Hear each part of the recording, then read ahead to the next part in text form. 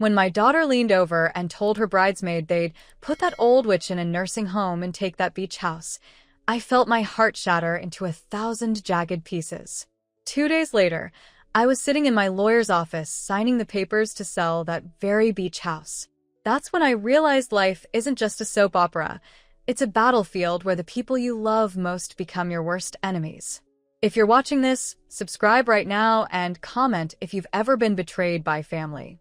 Trust me, you'll want to see how this ends. The champagne flutes clinked around me, a symphony of celebration that now felt like mockery. My daughter Caroline looked radiant in her wedding dress, a $15,000 Vera Wang that I had secretly helped pay for when her fiancé Mark's successful investment banking career turned out to be more smoke than substance. I had never told her about that final payment. I wanted her day to be perfect, and it was perfect until that moment when I was walking back from the restroom, my heels sinking slightly into the plush carpet of the country club hallway. I paused to adjust the mother of the bride corsage pinned to my dress, pale pink roses that matched the bridesmaids' bouquets. That's when I heard Caroline's voice, slightly slurred from too much champagne, coming from an alcove just ahead. "God, I can't wait to be done with all this wedding nonsense," she said, laughing. Mark's already looking at renovation plans for Mom's beach house. Her bridesmaid, my niece Bethany, giggled in response. "Doesn't she still live there?" "Not for long," Caroline replied, and I could hear the smirk in her voice without seeing her face. "We'll put that old witch in a nursing home and take that beach house. She's getting so forgetful lately. It won't be hard to convince everyone she can't take care of herself." "Isn't that a bit harsh?" Bethany asked, her voice uncertain. Please. After everything I've been through? All those years of her controlling everything, questioning every decision? It's payback time. Besides, she's sitting on a gold mine. That beachfront property is worth millions now, and what's she doing with it? Nothing. Just sitting there, letting it waste away like she is. I couldn't breathe. The air seemed to solidify in my lungs as their words pierced through me. My fingers clutched at the wall for support, my knees suddenly weak. Forgetful? I had misplaced my reading glasses once last month. Once. And now my own daughter was plotting to declare me incompetent? "Your mom's only 68, Bethany said. And she seems pretty sharp to me. Trust me, with the right doctor, anyone can seem incapable of managing their affairs.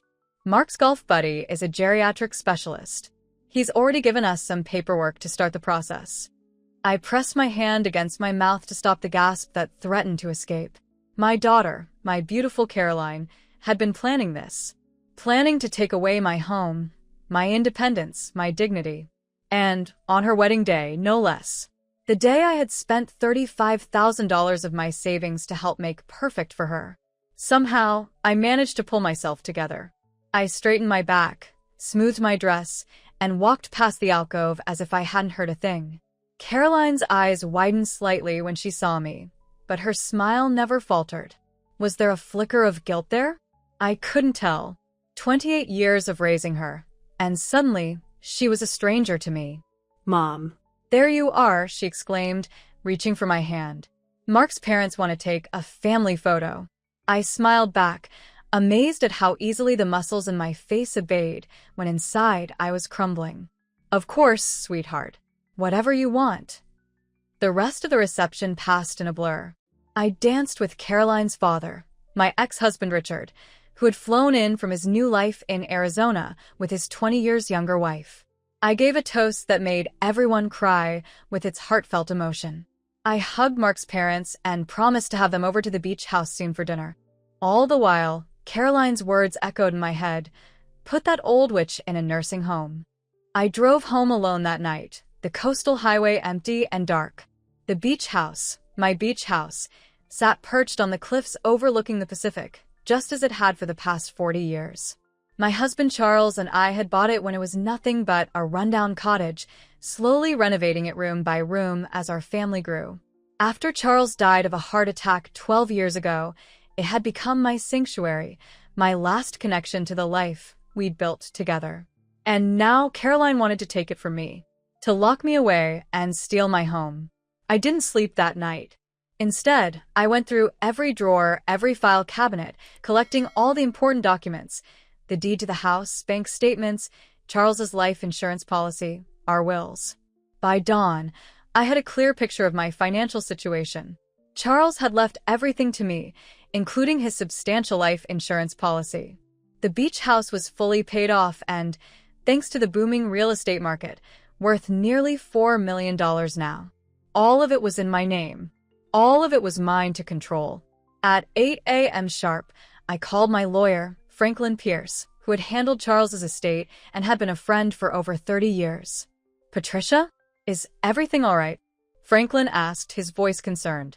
I rarely called him, especially not first thing on a Monday morning. "I need to see you today, Frank. It's urgent." There must have been something in my voice, because he immediately cleared his schedule. Come ati 10. "I'll make time." I dressed carefully that morning. A tailored navy suit that Charles had always said made me look formidable, pearl earrings, my hair freshly styled. I wasn't going to look like an old witch who couldn't take care of herself. I was Patricia Ellison, widow of Charles Ellison, and I was about to take back control of my life. Franklin's office was in a converted Victorian in the heart of downtown, all polished wood and dignified silence. His secretary, who had been with him almost as long as I'd known him, took one look at my face and immediately ushered me into his office. "Patricia," Franklin said, rising from behind his massive oak desk. "What's happened?" I sat down, placed my handbag carefully in my lap, and told him everything. The wedding, Caroline's words, the plot with the doctor. When I finished, Franklin's face was grim. "My God, Patricia, I'm so sorry." "Don't be sorry," I said, my voice steadier than I expected. "I need action. I want to sell the beach house. Immediately." Franklin blinked, clearly surprised. "Sell it? Patricia, that house means everything to you." It did, but now it's a target, and I won't let Caroline take it from me. My hands were trembling slightly, but my resolve was firm. I want it sold, and I want the proceeds placed somewhere she can't touch them. A trust, maybe. Something ironclad. "There's a developer who's been trying to buy up property in your area," Franklin said slowly. "He approached me about your house last year, but I told him it wasn't for sale. He offered well above market value." "Call him," I said. "Tell him it's available. Today." Franklin studied me for a long moment, then nodded. "I'll need you to sign some paperwork. And, Patricia, are you sure about this? Once it's done." I've never been more sure of anything in my life. For the next 2 hours, I signed documents, made calls, and set things in motion. By noon, the developer had made an offer, $4.7 million, no inspections, cash deal. By 2 p.m., the paperwork was signed. By 3 p.m., the money was being transferred to accounts that Franklin assured me were protected. "What about the contents of the house?" Franklin asked. "Your belongings, the furniture? I'll take what matters to me. The rest can stay with the house." I felt strangely calm as I drove back to the beach house, my beach house for only a few more days. The closing was set for the end of the week. I would need to find somewhere else to live, but that was a problem for tomorrow. Today, I had reclaimed my power. As I pulled into the driveway, I noticed Caroline's red BMW parked on the street. My heart stuttered, then steadied. Of course, she would have heard by now. News travels fast in small towns, especially news of multi-million-dollar real estate deals. I found her sitting on my porch, still in her going-away outfit from the wedding, white jeans and a blue cashmere sweater that I'd given her for Christmas. Her face was blotchy from crying, her expression a mixture of fury and disbelief. "What did you do?" she demanded as soon as I stepped out of my car. "What the hell did you do?" I walked past her, unlocked my front door, and stepped inside. She followed, her heels clicking angrily on the hardwood floors that Charles and I had installed ourselves 30 years ago. "Mom." "Answer me. Mr. Peterson at the real estate office just called Mark to congratulate us on selling the house. He thought we were behind it." I set my purse down on the entry table and turned to face my daughter. My only child, the girl I had raised, loved, sacrificed for. The woman who had called me an old witch and plotted to institutionalize me. You can't take what doesn't belong to you, Caroline. Her face flushed an ugly red. What are you talking about? This is my childhood home. You can't just sell it without talking to me. I believe I just did. But, she sputtered. But where will you live? What about our plans? Your plans, I corrected her quietly. Your plans to put me in a nursing home and take my house. Those plans. Caroline went very still, her eyes widening. What are you talking about? I heard you. At the wedding. Talking to Bethany about putting the old witch in a nursing home and taking the beach house. About Mark's doctor friend who was going to help declare me incompetent. For a moment, she looked genuinely shocked. Then her expression hardened into something I didn't recognize, something calculating and cold that made her look like a stranger. You were eavesdropping on my private conversation? On my wedding day? I was walking back from the restroom. You weren't exactly whispering. So, you decided to punish me by selling our family home? God, Mom, it was just wedding stress talk. I didn't mean any of it, but I could see in her eyes that she had meant every word. And now she was desperate, trying to backpedal, to salvage her plans. The house has been sold, I said firmly. The money has been placed in a trust. Even if I wanted to, I couldn't undo it now. A trust? Her voice rose an octave. What kind of trust? Who gets the money? Not you, I said simply. Not ever. Caroline's face contorted with rage. She grabbed a crystal vase from the side table, a wedding gift from Charles's parents to us, and hurled it against the wall. It shattered into 1,000 glittering pieces, just like my illusions about who my daughter really was. You vindictive bitch, she screamed. You've ruined everything. Do you know what that money could have done for us? For your grandchildren someday? Grandchildren I'd never see from my nursing home? I asked quietly. She advanced on me, her finger pointing accusingly at my chest. You think you're so clever, don't you? You think this ends here? Mark and I will fight this. We'll contest the sale. We'll prove you're not competent. On what grounds? That I'm protecting my assets from a daughter who is plotting to declare me incompetent and steal my home. I shook my head. Franklin has recorded everything. Your plans. This conversation. If you try to come after me legally, it will all come out. Caroline stared at me, her chest heaving with furious breaths. You wouldn't dare. I already have. I walked to the front door and held it open. I think you should leave now. This isn't over, she hissed as she stormed past me. You've just declared war, Mother. And you have no idea what I'm capable of. As her car screeched away from the curb, I closed the door and leaned against it, suddenly exhausted. The house felt eerily quiet after the storm of Caroline's rage. I looked around at the home Charles and I had built, the memories we had made here. In a few days, it would belong to someone else. But Caroline had been right about one thing. This wasn't over. It was just beginning. The next morning, I woke to the sound of my phone ringing. It was Franklin. Patricia, I thought you should know. Caroline and Mark came to my office yesterday afternoon after they left your place. They're threatening to contest the sale, claiming you're not of sound mind. I sat up in bed, instantly alert. Can they do that? They can try. But we have everything documented. Your cognitive state is excellent, and we have evidence of their plans to declare you incompetent for their own gain. Still, they're determined. Mark mentioned his friend, the doctor. A chill ran through me. What should I do? For now, nothing. But be careful. And, Patricia, maybe you should consider staying somewhere else until the closing. Just to be safe. After I hung up, I sat in my bed, looking out at the ocean through the big picture window that Charles had installed as a surprise for our 20th anniversary. The waves crashed against the cliffs below, powerful and relentless. I had always found that sound comforting. Now it felt like a countdown. I decided to follow Franklin's advice. I packed a bag and called my old friend Margaret, who lived about an hour inland. She had been trying to get me to visit for months, and now seemed like the perfect time. I didn't tell her everything, just that there had been some tension with Caroline after the wedding, and I needed a few days away. As I was loading my suitcase into the car, I noticed a black SUV parked down the street. I couldn't see the driver clearly, but something about it made me uneasy. I quickly finished loading my things and drove away, watching in my rearview mirror. The SUV pulled out after me, keeping a discreet distance. Was I being paranoid? Or was Caroline having me followed? I took a few random turns, and eventually, the SUV disappeared from my mirror. But the unease remained. What exactly was my daughter planning? Margaret was delighted to see me, fussing over me, and setting me up in her comfortable guest room. Her house was nothing like my beach house. It was small, cluttered with crafts and knickknacks, and smelled faintly of the 5 cats she'd adopted after her husband died. But it felt safe.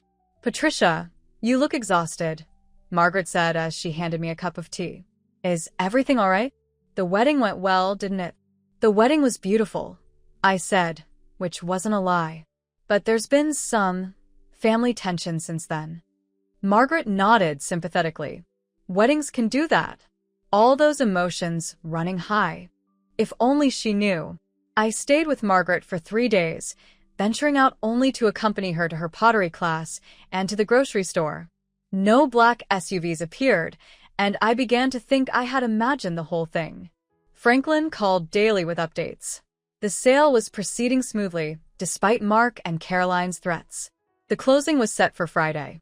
On Thursday afternoon, I decided it was time to return home. I needed to collect the personal items I wanted to keep before the house changed hands.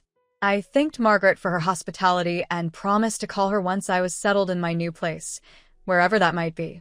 The drive back to the coast was peaceful, the rolling hills giving way to glimpses of the Pacific as I neared home. But as I turned onto my street, that peace shattered. 3 police cars were parked in front of my house, their lights flashing silently. A small crowd of neighbors had gathered, watching with undisguised curiosity. My heart pounding, I parked and hurried toward my house. A young police officer stopped me at the edge of my lawn. "I'm sorry, ma'am, but you can't go in there right now." "This is my house," I said, trying to keep my voice steady. "What's happening?" Before he could answer, another officer emerged from my front door, escorting someone in handcuffs. With a jolt of shock, I recognized Mark, Caroline's husband of less than a week. His face was ashen, his expensive suit rumpled. "Mark," I called out. "What's going on?" His head snapped up, and when he saw me, his expression morphed into pure hatred. "You set me up," he shouted, lunging toward me despite the officer's restraining grip. "You lying bitch. You set me up." The officer pulled him back roughly. "That's enough." Another figure appeared in my doorway. Caroline, her face streaked with mascara, her hair disheveled. She wasn't in handcuffs, but an officer stood close beside her, his expression grim. "Mom," she cried when she saw me. Tell them you gave us permission to be here." I stared at her in confusion. Permission for what? An older officer approached me, his badge identifying him as Detective Ramirez. "Mrs. Ellison?" I'm Detective Ramirez. "Are you the owner of this property?" "Yes, I am. At least for another day." "What's happening here?" "We received a call from your security company. Your alarm was triggered, and when officers arrived, they found these 2 inside, removing items from the house. They claimed they had your permission, but the security company had no record of authorized entry. I had installed the security system after Charles died, more for my peace of mind than out of any real concern. I had never imagined it would catch my own daughter breaking into my home. I did not give them permission, I said clearly. "I've been staying with a friend for the past few days." Detective Ramirez nodded, making a note in his small notebook. "They had keys. Are they family members?" "My daughter and her husband," I admitted. "But they do not have my permission to enter my home or remove anything from it." Caroline's face crumpled. "Mom, please. We were just getting some of my childhood things. Things you promised I could have." I looked at her, really looked at her. Was she telling the truth? Had they really just come for sentimental items? But then I remembered the hatred in Mark's eyes, his accusation that I had set him up. "Detective, may I see what they were removing from my house?" Detective Ramirez hesitated, then nodded. "If you'll come with me, ma'am." He led me into my own home, past the shattered crystal vase that still lay where Caroline had thrown it days before. In the living room, several items had been gathered, photo albums, yes, but also the small Monet that Charles had bought me for our 25th anniversary, the sterling silver tea service that had been a wedding gift, and, most tellingly, a stack of financial documents from my study. These are not childhood mementos, I said quietly. The painting alone is worth over $50,000. Detective Ramirez's expression hardened. That's what I thought. We found them searching your study when we arrived. Desk drawers were open, files scattered. I closed my eyes briefly, the betrayal cutting fresh and deep. When I opened them, Detective Ramirez was watching me with something like sympathy. Would you like to press charges, Mrs. Ellison? The question hung in the air. Press charges against my own daughter? Against the son-in-law she had married less than a week ago? What would that do to our family, to our future? But then I remembered Caroline's words at the wedding. Put that old witch in a nursing home. I remembered Mark's face just moments ago, contorted with hatred as he called me a lying bitch. I remembered the black SUV following me, the threats to declare me incompetent. Yes, I said, my voice firmer than I expected. Yes, I want to press charges. Detective Ramirez nodded, unsurprised. We'll need you to come down to the station to make a formal statement. As I followed him out of the house, Caroline broke away from the officer beside her and rushed toward me. Mom, no. You can't do this. We're family. I looked into the face of the daughter I had raised, the child I had loved more than my own life, and saw a stranger. Family doesn't do what you've done, Caroline. They took Mark away in one police car, and Caroline in another, her sobs echoing down the street. The neighbors watched, wide-eyed and whispering. My humiliation was complete, my family's dirty laundry aired for all to see. But as I got into my own car to follow the police to the station, I felt something unexpected. Relief. The charade was over. The battle lines were drawn. And for the first time since I had overheard Caroline's cruel words at the wedding, I knew exactly where I stood. That evening, after hours at the police station giving statements and signing papers, I returned to the beach house alone. Mark had been booked on charges of breaking and entering and attempted theft. Caroline had been released with a warning, as I had been unable to bring myself to press formal charges against my own daughter, despite everything. Franklin had met me at the station, providing legal counsel and moral support. You did the right thing, Patricia, he assured me as he walked me to my car. They crossed a line. But what happens now? I asked, suddenly overwhelmed by the reality of what I had done. The closing is tomorrow. Caroline and Mark have been charged with crimes. And I'm about to be homeless. Franklin squeezed my shoulder gently. One step at a time. The closing will proceed as planned. As for where you'll live, we'll figure that out. You have options, Patricia. You have resources. And most importantly, you have time to decide what you really want. Back at the house, I wandered from room to room, touching familiar surfaces, saying goodbye to the home that had sheltered my family for 4 decades. So many memories within these walls. Charles and I bringing baby Caroline home from the hospital. Her first steps across this very living room floor. Family Christmases, summer barbecues, quiet evenings watching the sunset over the Pacific. How had it all gone so wrong? When had my sweet little girl turned into someone capable of such calculation and cruelty? As I reached the master bedroom, the room Charles and I had shared for so many years, my phone rang. Unknown number. With a sense of foreboding, I answered. Hello. Is this Patricia Ellison?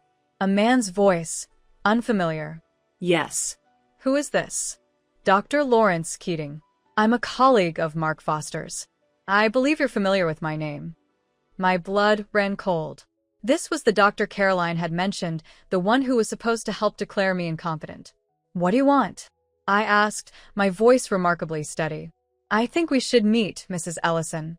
I have information you might find interesting. About your daughter and her husband.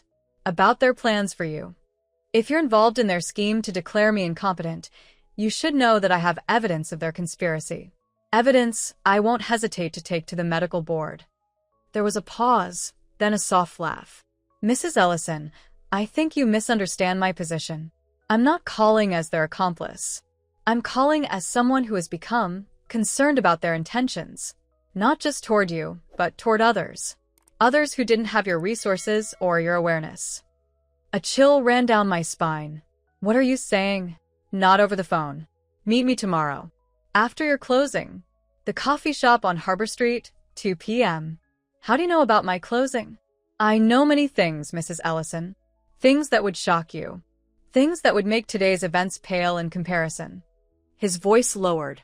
Your daughter and her husband aren't just greedy, Mrs. Ellison. They're dangerous. Before I could respond, the line went dead. I stood in my bedroom, the phone still pressed to my ear, my mind racing. What did he mean? Dangerous?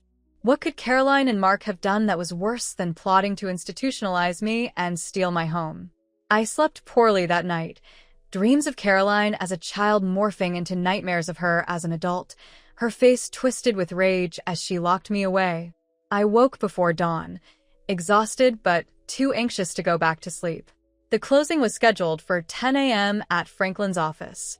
I dressed carefully in a cream-colored suit, pearls at my throat and ears. I would face this day with dignity, whatever it brought. As I prepared to leave, I took one last walk through the house, saying my final goodbyes. In the study, I noticed something I had missed yesterday.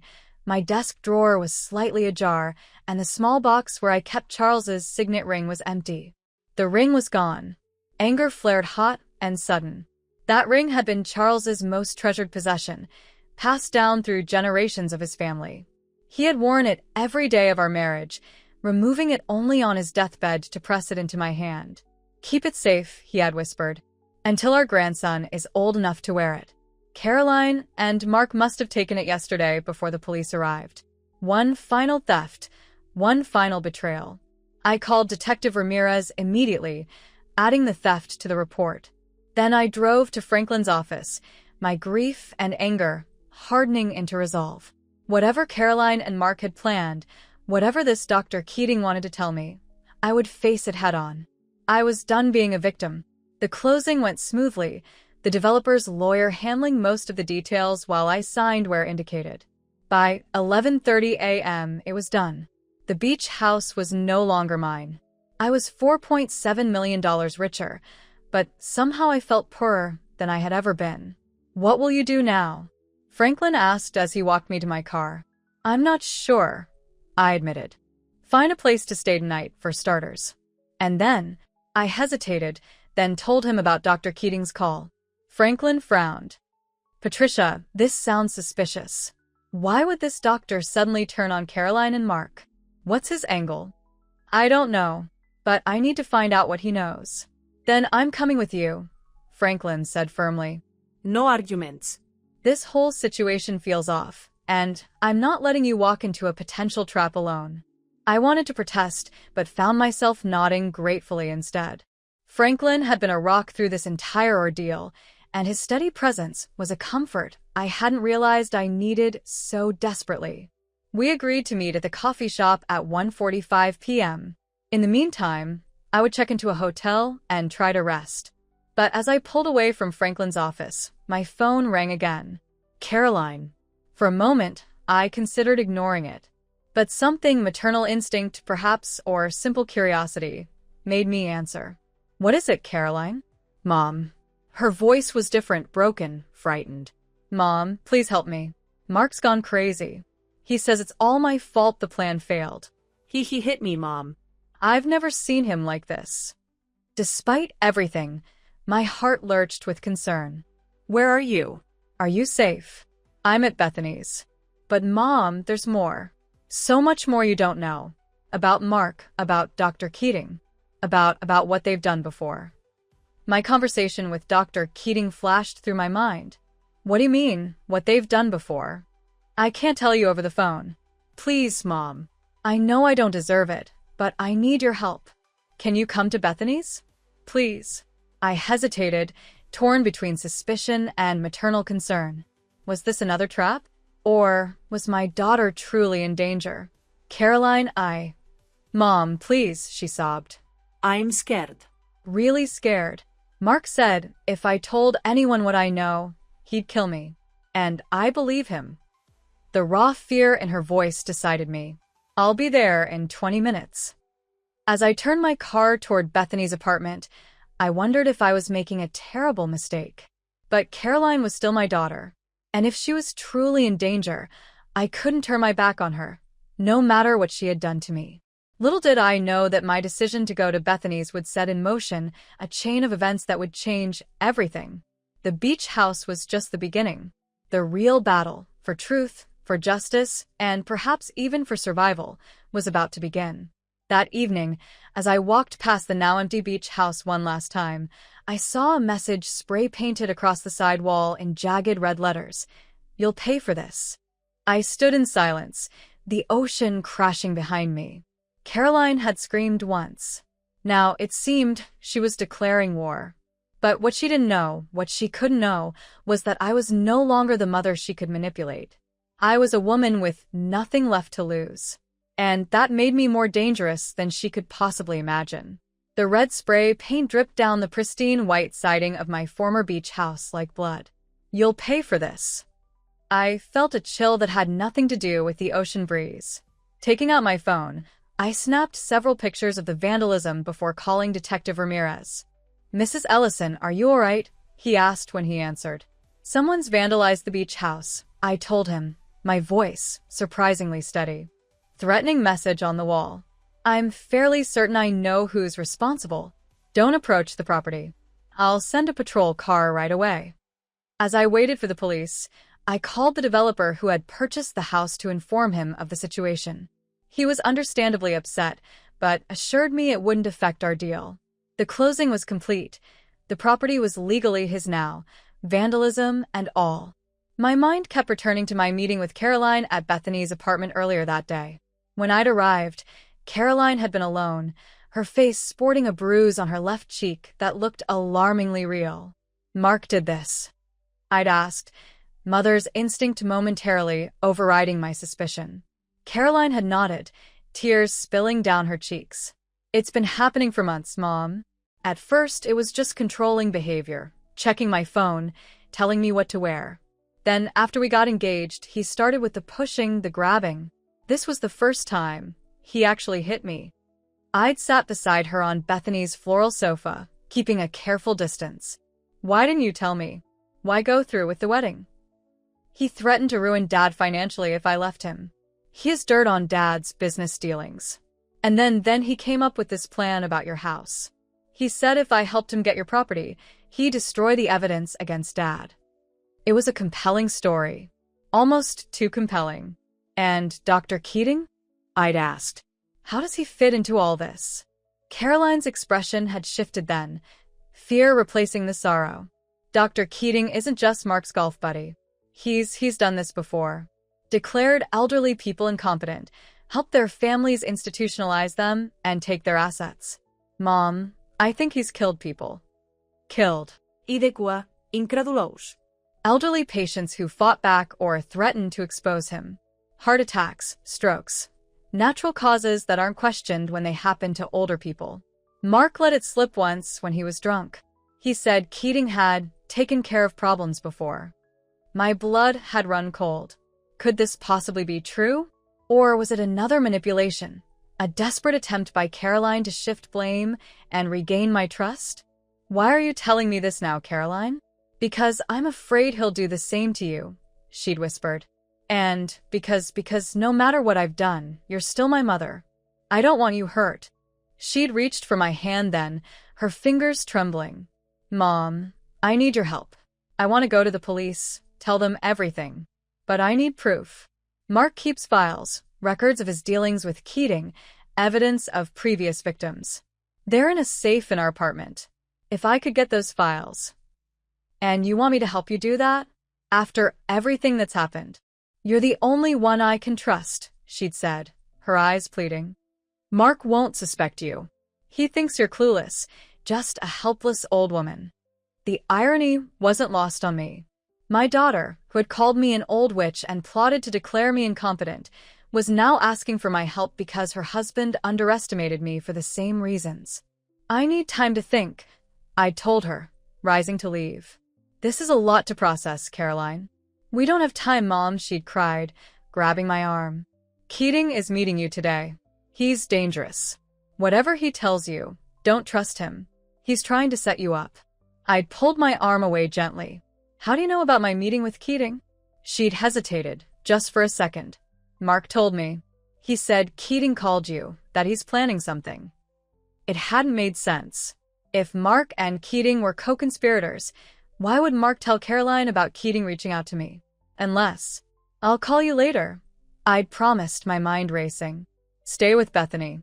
Don't go home until you hear from me. Now, standing in front of my vandalized former home, I wondered if I'd made the right decision about what happened next. After leaving Caroline, I'd called Franklin immediately. It's a trap, he declared when I recounted the conversation. Caroline's trying to manipulate you again.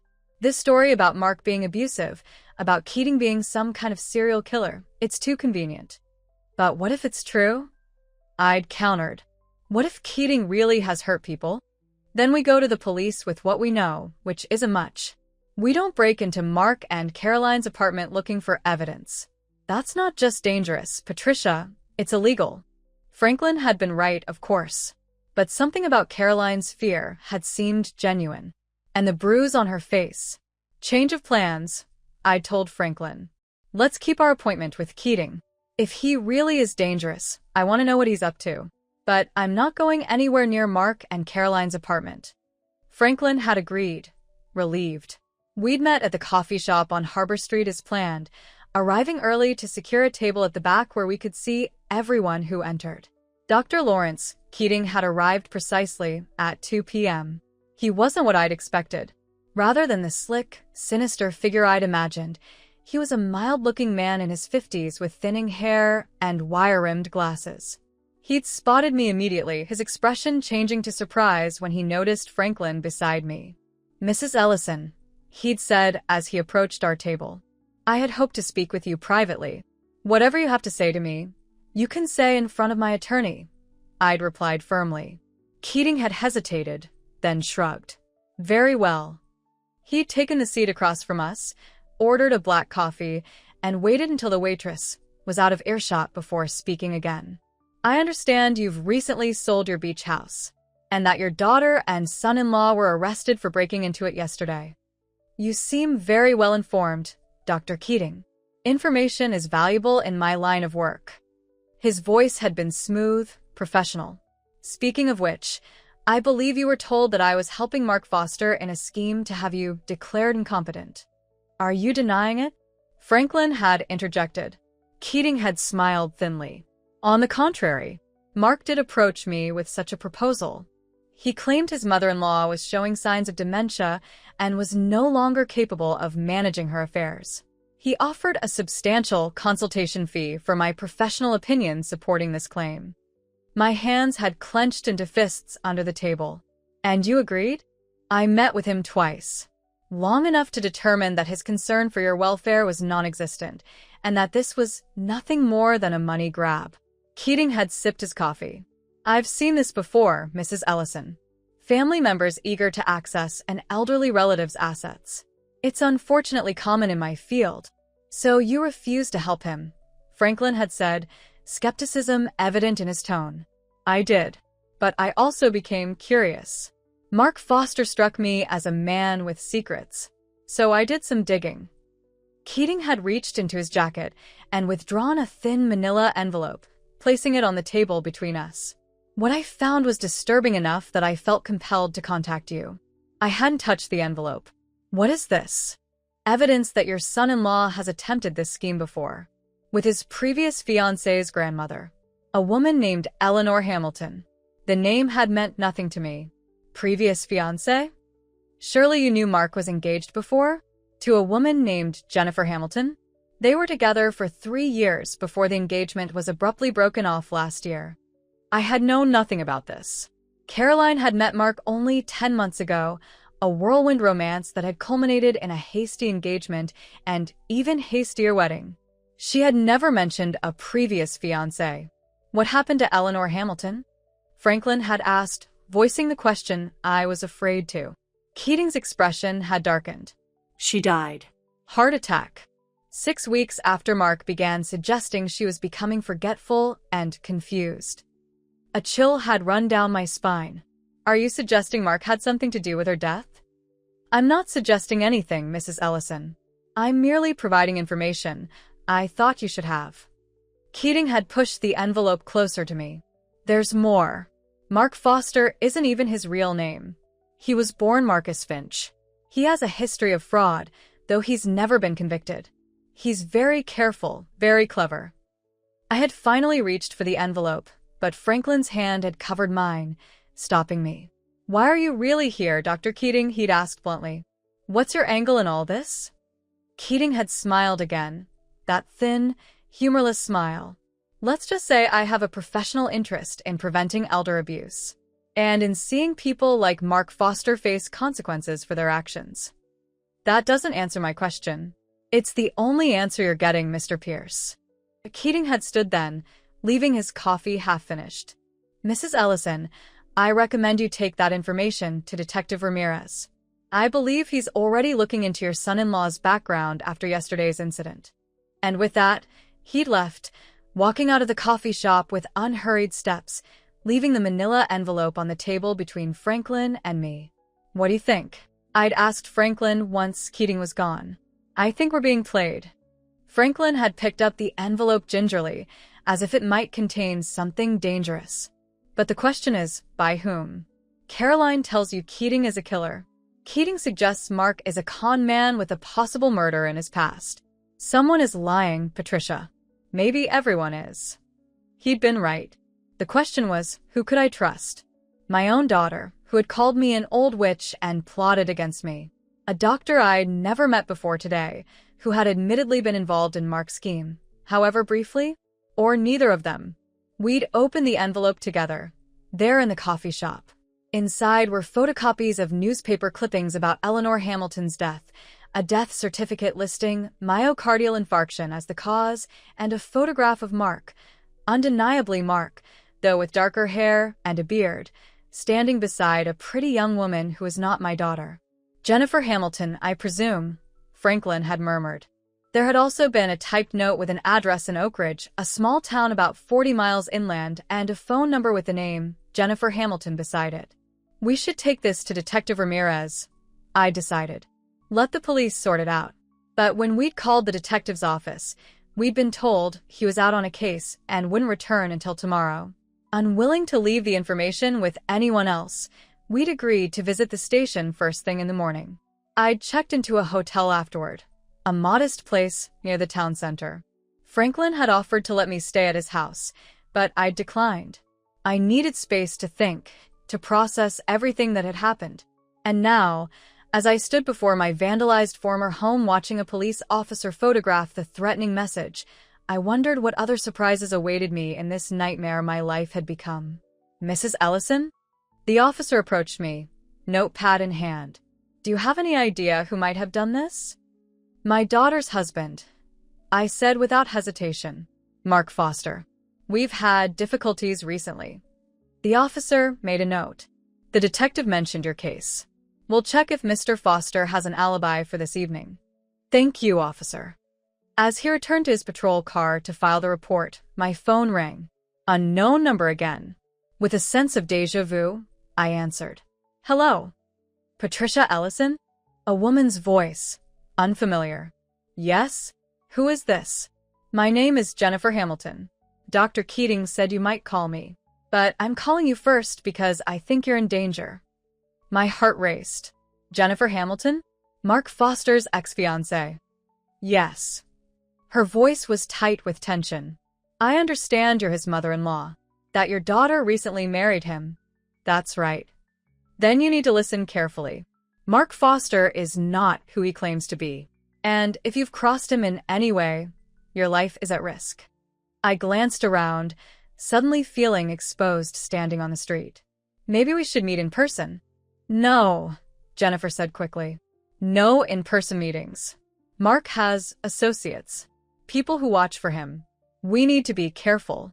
It sounded paranoid, but after everything that had happened, paranoia seemed increasingly rational. What can you tell me about him? I asked, walking toward my car. that he's a predator. He targets wealthy women or women with wealthy families. He's charming, attentive, everything they want, until he gets access to their money. Then he becomes controlling, manipulative. If they resist, bad things happen. Like your grandmother? There was a sharp intake of breath on the other end of the line.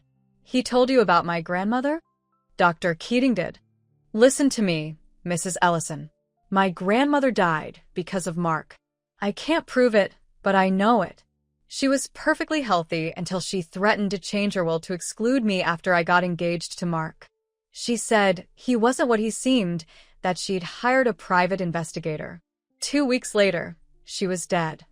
My hands gripped the steering wheel tightly. I'm so sorry. It's why I broke off our engagement. I couldn't prove anything, but I knew. I just knew. And now he's married to your daughter. Her voice broke. Is she like him? Are they in this together? It was the question I'd been asking myself since that moment at the wedding. Was Caroline a victim of Mark's manipulation, or his willing accomplice? I don't know, I admitted. I want to believe she's being controlled, but you've seen signs that she might be complicit, Jennifer finished for me. I understand. It was the same with my cousin Elise. She fell under Mark's spell completely, turned against me when I broke things off with him. She still won't speak to me. What should I do? I asked, hating the helplessness in my voice. Be careful. Don't trust anyone, not even your daughter. And whatever you do, don't let Mark know you're suspicious of him. He's dangerous when cornered. I've already crossed that line, I'm afraid. I sold my beach house out from under them after overhearing their plans to take it from me.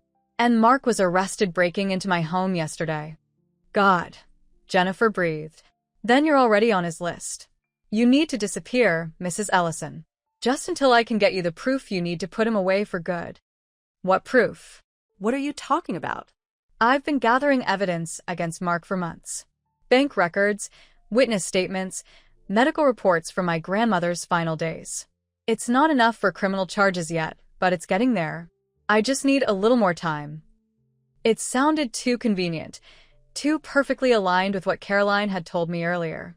My daughter claimed Mark kept incriminating files in their apartment. Now his ex-fiancée claimed to be building a case against him. Someone was manipulating me, but who? Why are you telling me this? I asked cautiously. Why not go directly to the police? I tried, Jennifer said bitterly. They dismissed me as a jealous ex said I had no proof, just suspicions and coincidences. But now that he's done it again, targeted another family, maybe they'll listen this time. I'm meeting with a detective tomorrow morning. I have information about Mark that might interest him. Be careful what you share, Mrs. Ellison. Mark has connections in the police department. That's how he's stayed one step ahead all this time. This was veering into conspiracy theory territory, and yet, hadn't Keating known details about the beach house sale and Mark's arrest that hadn't been made public? I need to think about all this, I told her. Can I call you back at this number? Yes, but not after 9 p.m. I don't answer unknown calls after dark. Jennifer paused. Mrs. Ellison, watch out for your daughter.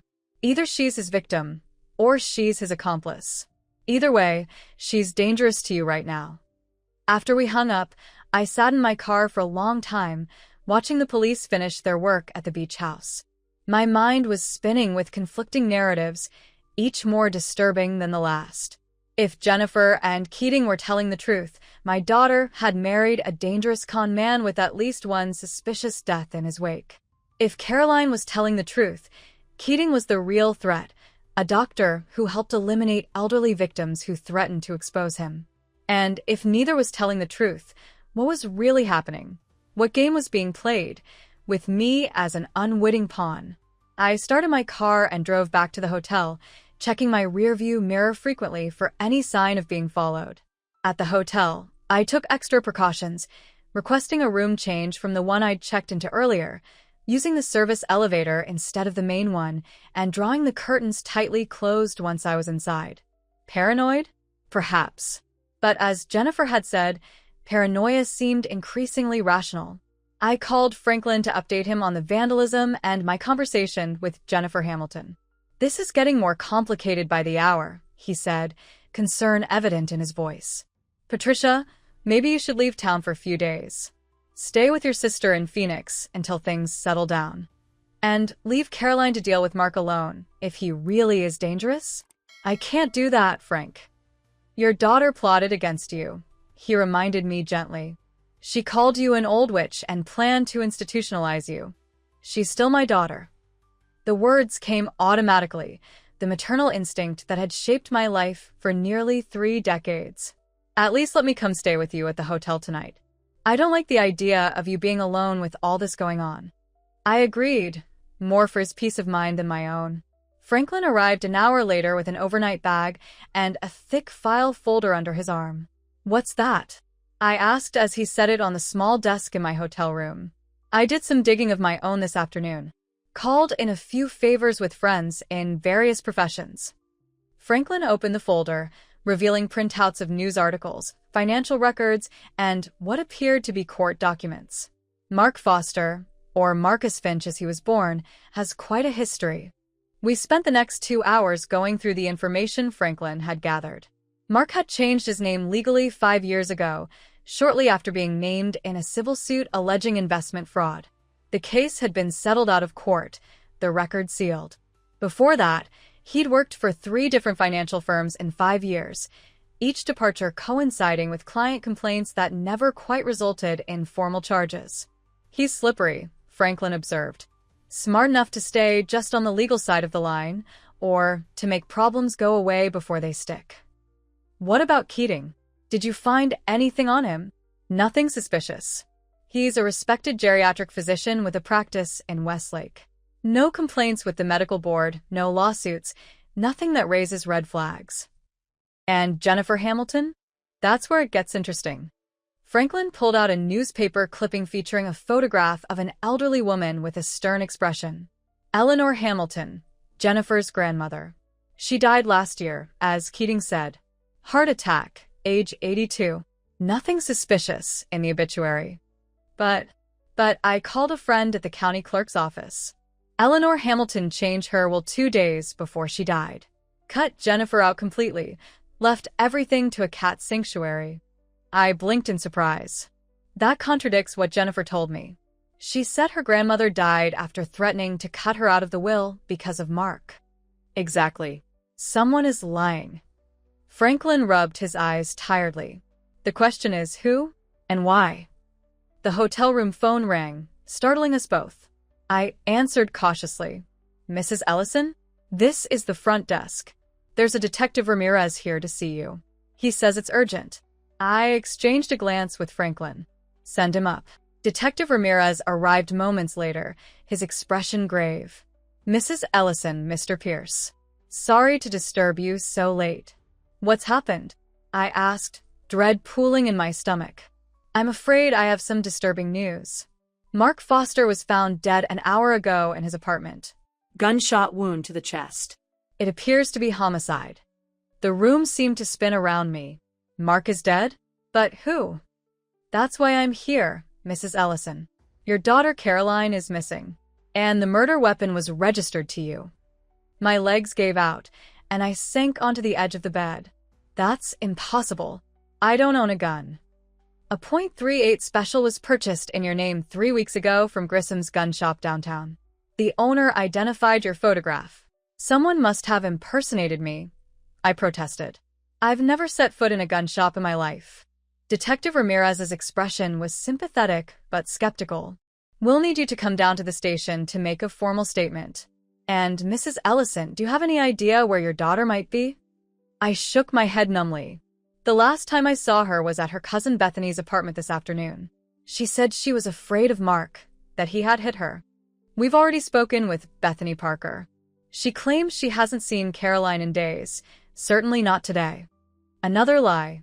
Another manipulation. My head was spinning with the implications.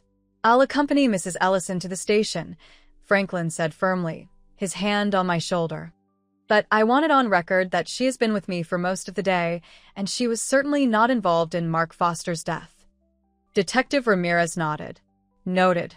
But I'm afraid Mrs. Ellison is currently our primary person of interest in this investigation, given the circumstances." The circumstances. My very public confrontation with Mark and Caroline. The arrest at my home. The beach house sale that had thwarted their plans. And now, apparently, a gun purchased in my name that had been used to kill my son-in-law. As I gathered my purse with trembling hands, I wondered if this had been the plan all along. Not just to take my house and lock me away, but to frame me for murder if I resisted. And Caroline, my daughter, my only child, where was she now? Running from a killer? Or running because she was one? The police station was brightly lit and bustling with activity even at that late hour. I was led to an interview room, a sterile space with a metal table and uncomfortable chairs. Franklin insisted on being present for questioning, positioning himself protectively at my side. Detective Ramirez was joined by a female detective who introduced herself as Detective Morgan. They recorded my statement, asked detailed questions about my whereabouts that day, and took my fingerprints for elimination purposes. "We'll need to execute a search warrant on your hotel room," Detective Morgan informed me. "Standard procedure in a homicide investigation." Of course, I agreed, too numb to argue. "Whatever you need." "Mrs. Ellison," Detective Ramirez said carefully, "can you think of anyone who might want to harm Mark Foster? Anyone who might have had a grudge against him?" I thought of Jennifer Hamilton, who believed Mark had killed her grandmother. Of Dr. Keating, who had mysteriously taken an interest in protecting me from Mark. Of Caroline herself, who had claimed Mark was abusing her. "I recently learned that Mark had a previous fiancée named Jennifer Hamilton," I said slowly. "He may have been involved in the death of her grandmother. And there's a doctor, Lawrence Keating, who approached me today with information about Mark's past." Both detectives straightened.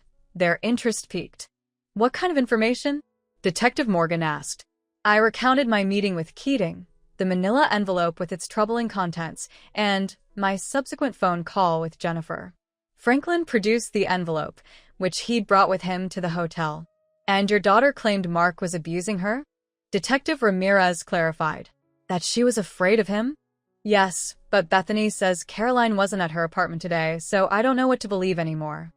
The detectives exchanged a glance I couldn't interpret. "Mrs. Ellison, did your daughter know you had sold the beach house before she and Mark were caught breaking in yesterday?" Yes. "She confronted me about it the day before." "And how did she react?" "She was furious. She threw a vase against the wall. Said I'd ruined everything, that it wasn't over." Detective Morgan made a note in her notebook. "And after that confrontation, someone spray-painted a threatening message on the beach house. 'You'll pay for this.' I assumed it was Mark," I said. "Or Caroline. Or both of them." "The message was written with the same type of paint found in your daughter and son-in-law's apartment," Detective Ramirez informed me. "We've sent samples to the lab to confirm the match." "So they did it," I said. "That's not surprising." "What's surprising," Detective Morgan said, "is that we also found a receipt for a .38 special in your daughter's purse, which was left behind in the apartment. The receipt has your name on it, Mrs. Ellison, but the signature doesn't match samples of your handwriting we've obtained from your lawyer and bank." I stared at her, understanding dawning slowly. "Are you saying Caroline bought the gun using my name?" "It's a possibility we're investigating." My mind raced back to my conversation with Caroline earlier that day. Her bruised face. Her claim that Mark was dangerous, that he'd threatened to kill her if she exposed him. Had it all been a setup? Groundwork for a premeditated murder? "I know this is difficult," Detective Ramirez said gently, "but we need to consider the possibility that your daughter was involved in her husband's death. And that she's trying to frame me for it." I finished, the words bitter on my tongue. "It's too early to draw definitive conclusions," Detective Morgan cautioned. "But yes, that's one scenario we're looking at." I felt sick. The daughter I had raised, the child I had loved and nurtured and sacrificed for, could she really have murdered her husband of less than a week and tried to pin the crime on me? After already plotting to declare me incompetent and steal my home? "What happens now?" Franklin asked, his hand steady on my arm. "We need to find Caroline Foster," Detective Ramirez said firmly. "She's a material witness at minimum, a suspect at worst. Do you have any idea where she might go if she were running?" I shook my head, then stopped. Wait. There's a cabin in the mountains near Lake Arrowhead. It belonged to Charles's family, but I signed it over to Caroline on her 25th birthday. She's always loved it there. Address? Detective Morgan asked, pen poised over her notebook. I gave them the address, a knot forming in my throat. Was I betraying my daughter? Or helping to catch a murderer? What about me? I asked. Am I under arrest? Detective Ramirez shook his head. Not at this time. But we do ask that you remain in town and available for further questioning. She'll be staying with me, Franklin stated firmly. My home has a guest room, and I can ensure she doesn't leave town. The detectives agreed to this arrangement, and after a few more questions, we were permitted to leave. It was nearly midnight by the time we reached Franklin's house, a stately Tudor in an old, established neighborhood. Try to get some rest, Franklin advised as he showed me to the guest room. Tomorrow will be another long day. But sleep was impossible. Every time I closed my eyes, I saw Caroline's face, not as the adult who had betrayed me, but as the little girl who had once clutched my hand and called me the best mommy in the world. Where had that child gone? How had she turned into someone capable of such calculation and cruelty? And Mark, whatever his sins, he hadn't deserved to die that way. Murdered in his own home, possibly by his new bride, possibly as part of a scheme to frame her mother for the crime. It was all too horrible to contemplate, and yet I could think of nothing else. Around 3 a.m., my phone rang, startling me from my restless tossing. Unknown number. With a sense of foreboding, I answered. Mom, Caroline's voice, hushed and frightened. Mom, are you there? Caroline? Where are you? The police are looking for you. Mark is dead. I know. She sounded like she was crying. Mom, I didn't do it. You have to believe me. I didn't kill Mark. Then come in, Caroline. Talk to the police. Explain what happened. I can't. They'll arrest me. The gun, it has my fingerprints on it. Mark bought it a few weeks ago, said it was for protection. But Mom, I didn't shoot him. I was there, I found him, but I didn't kill him. My hand gripped the phone tightly. If you didn't kill him, who did? There was a long pause, filled only with the sound of her ragged breathing. I think it was Keating. Or someone working for him. Mark was going to expose him, expose what they've been doing together. What are you talking about, Caroline? Keating told me Mark approached him about having me declared incompetent. That was a lie. Mark discovered what Keating was doing, falsifying medical records, helping families institutionalize elderly relatives who were perfectly competent. He was going to report him to the medical board. It was the exact opposite of what Keating had told me, and completely at odds with what Jennifer Hamilton had said about Mark. Caroline, I don't know what to believe anymore. Believe me, Mom. I'm your daughter. Would I lie to you? The question was so absurd, so divorced from the reality of the past week, that I almost laughed. Yes, Caroline. You would, and you have. You called me an old witch and plotted to put me in a nursing home. You tried to steal my house. You lied about being at Bethany's today. I can explain all of that, she insisted. But not now, not like this. I need your help, Mom. I need money. Enough to get away until I can prove my innocence. If you're innocent, turn yourself in, Franklin, and I will hire the best defense attorney. No. The word was sharp with panic. No police, no lawyers. Just help me get away. Please, Mom. I'm begging you. I closed my eyes, torn between maternal instinct and bitter experience. Where are you now? I can't tell you that, but I can meet you tomorrow. Bring cash, as much as you can get. There's a rest stop on Highway 18, just past the turn for Lake Gregory. Meet me there at 10 a.m. Come alone. The line went dead before I could respond. I sat in the darkness of Franklin's guest room, the phone still clutched in my hand, facing the most difficult decision of my life. Should I help my daughter flee, potentially aiding a murderer? Or should I tell the police about the call, potentially betraying my own child to arrest and prosecution? As dawn broke over the horizon, I still hadn't decided. But one thing was clear. By the end of the day, nothing would ever be the same again. Morning came with a pale, watery light filtering through the curtains of Franklin's guest room. I hadn't slept more than an hour, my mind too busy churning through impossible choices. Caroline's tearful phone call had left me with a devastating dilemma: help my daughter escape, potentially aiding a murderer, or alert the police and betray my only child. I showered and dressed in borrowed clothes Franklin's daughter had left behind during her last visit, a simple blouse and slacks that were a touch too large but presentable enough. When I entered the kitchen, Franklin was already there, coffee brewing, his face etched with concern. "You look like you haven't slept," he observed, pushing a steaming mug toward me. "I haven't." I wrapped my hands around the warm ceramic, drawing what comfort I could from its heat. "Caroline called me last night." Franklin's eyebrows shot up. What? When? "What did she say?" I recounted the conversation.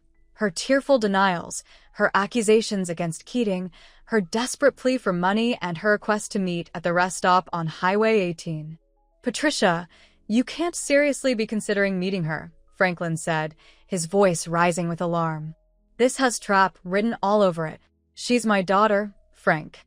She's also the prime suspect in her husband's murder, and there's evidence suggesting she tried to frame you for it. At best, you'd be aiding a fugitive. At worst." He didn't finish the sentence, but the implication hung heavy in the air between us. "I have to at least hear her out," I insisted. "I need to look her in the eye when she tells me she didn't kill Mark. Then we call Detective Ramirez, set up a controlled meeting, have officers standing by." I shook my head. "She said to come alone. If she sees police, she'll run." Exactly what a guilty person would say. Franklin set his coffee down with enough force to slosh liquid over the rim. "Patricia, listen to yourself. You're talking about risking your freedom, possibly your life, for someone who has already betrayed you in the most profound way possible."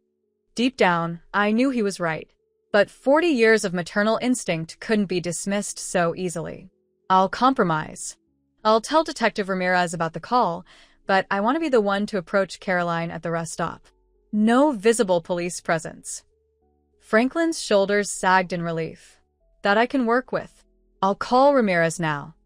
Detective Ramirez and Detective Morgan arrived within 30 minutes, grim-faced and alert. They listened intently as I recounted my conversation with Caroline. "This rest stop is isolated," Detective Morgan noted, consulting a map on her phone. "Wooded area on one side, steep drop on the other. Limited visibility, limited escape routes for us to cover. But manageable," Detective Ramirez added. "Mrs. Ellison, we can position officers out of sight. You'd approach alone, as Caroline requested, but with backup nearby. We'd fit you with a wire so we could hear the conversation." "And if she runs?" I asked. "We'll have the area surrounded. But our goal is to bring her in peacefully." Detective Ramirez's expression softened slightly. "I understand this is difficult for you. She's your daughter. But if she's innocent, as she claims, the safest place for her is in protective custody while we investigate." I nodded, my throat tight. "And if she's not innocent? Then she needs to face justice, for Mark Foster's sake. Whatever kind of man he was, he didn't deserve to be murdered." We spent the next hour planning the operation. I would drive to the rest stop alone, but followed discreetly by unmarked police vehicles. Officers would position themselves in the surrounding woods before my arrival. I would wear a wire, concealed beneath my borrowed blouse, and engage Caroline in conversation, trying to get her to reveal what had really happened. "Keep her talking," Detective Morgan advised. "The more she says, the better chance we have of determining the truth." "What about the money?" I asked. She specifically asked me to bring cash. The detectives exchanged glances. "We can provide a stack of bills," Detective Ramirez said. "Real money on top, paper cut to size beneath. It'll look legitimate to a casual inspection." By 9:15 a.m., we were ready. I sat in the back of an unmarked police car, being fitted with a small microphone taped to my ribcage. Detective Morgan's fingers were gentle but impersonal as she threaded the wire under my blouse. "Testing 1, 2, 3, she said, and a male voice from the front seat confirmed the sound was coming through clearly. "Mrs. Ellison," Detective Ramirez said, turning to face me from the passenger seat, If at any point you feel unsafe, use the code word lighthouse. We'll move in immediately. Lighthouse, I repeated, committing it to memory. Remember, your job is just to keep her talking until we can get into position to make an arrest. Don't try to be a hero. Don't confront her about the evidence against her unless she brings it up first. I nodded, my hands fidgeting with the envelope of money in my lap. $50,000, a fortune to most people, but barely a dent in the proceeds from my beach house sale. The money I'd thought would fund my retirement was now being used as bait to capture my own daughter. How had it come to this? The drive to the rest stop took almost 40 minutes, winding through forested mountain roads still wet from an overnight drizzle. I followed a police cruiser in my rental car, watching in my rearview mirror as unmarked vehicles peeled off at various points along the route, positioning themselves for the operation. The rest stop itself was little more than a gravel turnout with a few weathered picnic tables and a small, concrete building housing restrooms. At this hour, it was deserted except for one red pickup truck parked at the far end. My heart lurched, thinking it might be Caroline, but Detective Morgan's voice came through the small earpiece they'd given me. That's one of ours. No sign of your daughter yet. Pull into the middle spot, facing the exit. Keep your engine running.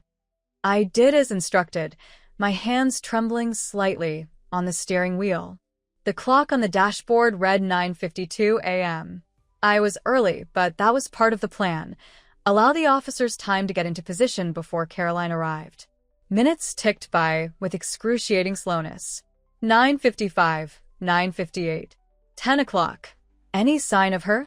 I murmured, knowing the microphone would pick up even my softest words. Nothing yet, came Detective Morgan's reply in my ear. Stay calm. Suspects are often late for these kinds of meetings. Testing the waters, making sure it's not a setup. 10:05, 10:10. The only sounds were the soft idling of my engine and the occasional bird call from the surrounding forest. There's movement in the trees to your left, Detective Morgan's voice said suddenly. Don't look directly at it. Just stay in your car. My heart began to race. I kept my gaze fixed straight ahead, watching the woods in my peripheral vision. A figure emerged slowly from between the trees, a woman in a hooded jacket, her face obscured. Is that her? Detective Ramirez asked in my ear. Can you confirm it's Caroline Foster? The figure was the right height and build, but I couldn't see her face. She paused at the edge of the clearing, scanning the rest stop with obvious caution. I can't tell, I whispered. The hood. Signal her, Detective Morgan instructed. Flash your lights once. I reached out and flicked my headlights. The hooded figure tensed, then slowly began walking toward my car. As she drew closer, she pushed the hood back slightly, and I caught a glimpse of blonde hair. It's her, I confirmed, my mouth dry. It's Caroline. Let her approach, Detective Ramirez said. Stay in your car until she gives you a reason to get out. Caroline stopped about 20 feet from my car, her stance wary. She gestured for me to come to her. She wants me to get out, I murmured. Do it slowly, Detective Morgan advised. Keep your movements deliberate and non-threatening. I switched off the engine and opened my door, the envelope of money clutched in my hand. Caroline took a step back as I emerged, her face a mask of tension and fear. Mom, she called softly. Did you come alone? Yes, I lied, walking slowly toward her. It's just me, Caroline. Her eyes darted around the rest stop, searching for signs of a trap. No police? No police, I assured her, stopping about 10 feet away. Close enough to talk, far enough to give her space. Caroline, what happened? Tell me the truth. She looked terrible, her hair unwashed, dark circles under her eyes, her clothes wrinkled as if she'd slept in them. The bruise on her cheek seemed darker than it had been yesterday. I didn't kill him, Mom, she said, her voice cracking. I swear to God, I didn't kill Mark. Then who did? I don't know for sure, but I think it was Keating or someone working for him. Mark found out something big about Keating's operation. What operation, Caroline? She glanced nervously over her shoulder. Can we talk in your car? I don't feel safe out in the open like this. Detective Morgan's voice came instantly in my ear. Negative. Do not let her into your vehicle. Keep her talking where we can see her. Let's sit at one of the picnic tables, I suggested, gesturing to a weathered wooden table near the edge of the clearing. It'll be more comfortable than standing. Caroline hesitated, then nodded. Fine. But keep your voice down. We moved to the table, sitting on opposite sides. I placed the envelope of money on the surface between us, but kept my hand resting on it. Tell me what happened, I said quietly. Start from the beginning. Caroline drew a shaky breath. Mark wasn't who I thought he was when we got engaged. He seemed so perfect, successful, charming, attentive. But after we moved in together, I started finding things. Documents, records, names of elderly people and their assets. What kind of records? Medical reports, mostly. All signed by Dr. Keating. They showed declining cognitive function, early dementia, memory loss. But there were also notes in Mark's handwriting, calculations of net worth, property values, account numbers. My blood ran cold. So Keating was identifying vulnerable elderly patients and Mark was, what? Targeting them for financial exploitation. Caroline nodded miserably. That's what I thought at first. But it was bigger than that. More organized. There were other names too, lawyers, bank managers, care facility administrators. An entire network of people working together to identify wealthy seniors, have them declared incompetent, and drain their assets. And you were okay with this? I couldn't keep the anger from my voice. You were willing to let them do the same to me? No. Caroline's eyes filled with tears. I mean, yes, at first. When Mark first suggested it, I was angry with you. We'd had that fight about my wedding budget, and you were being so controlling about everything. Mark said it would be easy, just have Keating declare you in the early stages of dementia, get power of attorney, move you into a nice facility where you'd be taken care of. While you took my house. She had the grace to look ashamed. It sounds horrible now. I don't know what I was thinking, but then I found out about the others. Elderly people who didn't just lose their assets, they died, Mom. Convenient heart attacks, strokes, falls, always after their money was gone. Like Eleanor Hamilton, I thought. Jennifer's grandmother, who had died of a heart attack after threatening to cut Jennifer out of her will. When did you find out about this? I asked. About a week before the wedding. I confronted Mark, told him I wanted out. That's when he hit me for the first time. Her hand drifted to the bruise on her cheek. He said if I tried to leave, he'd make sure you were the next one to have an accident. That's why I went through with the wedding. I was trying to protect you. It was a compelling story. Almost too compelling, just like her earlier tale about Mark threatening her father's business. Caroline had always been a gifted storyteller, even as a child. Her school essays had brought teachers to tears, and she'd won every creative writing contest she'd entered. What about what I overheard at the wedding? I asked. About putting me in a nursing home and taking the beach house? Caroline winced. I was playing a part. Mark was getting suspicious that I was having second thoughts. Bethany is his cousin, not mine. She was reporting everything back to him. I had to convince them both I was still on board with the plan. Bethany is Mark's cousin? This was new information, and it changed the context of what I'd overheard dramatically. Why didn't you tell me this before? Would you have believed me? After everything that happened? Caroline shook her head. I couldn't risk it. And then you sold the house, and Mark was furious. He said I'd failed, that I couldn't control my own mother. That's when the abuse got worse. So you shot him? The words came out more harshly than I'd intended. No. Caroline's eyes widened in genuine shock, or an extremely convincing facsimile. I would never. I found him, Mom. I came home from the grocery store, and he was on the floor in our living room. Blood everywhere. The gun on the coffee table. I panicked. I knew how it would look. We'd been fighting. I had bruises. The police had just arrested him the day before for breaking into your house. And the gun. She swallowed hard. The gun was registered in your name, but Mark had bought it. He made me sign the paperwork. It was part of his plan all along, I think. If anything went wrong, he'd have a weapon that would tie back to you. And you ran. What choice did I have? If I called the police, they'd arrest me immediately. Mark's body, our apartment, a gun with my fingerprints on it, registered to my mother, who he just tried to rob. It looks like I killed him and tried to frame you. But you're saying someone else killed him and framed both of us, I clarified, watching her face carefully. Yes. Keating or someone in their network. Mark knew too much, was becoming a liability. Or maybe they discovered he was planning to double-cross them. I don't know for sure, but I know I didn't kill him. Did you see or hear anything? When you found the body, Caroline hesitated, her eyes darting to the side, a tell she'd had since childhood when she was concealing something. No. But there was a business card on the floor near Mark's hand. Dr. Keating's card, with something written on the back. A series of numbers. I took it before I left. Where is it now? In my motel room. Along with Mark's laptop. He kept records, Mom. Names, dates, account numbers. Everything about their operation. Detective Morgan's voice came through my earpiece. Ask her for the location of the motel. We need that laptop. Where are you staying, Caroline? I asked, trying to keep my voice casual. Maybe I could come see this evidence for myself. She shook her head vehemently. No. It's not safe.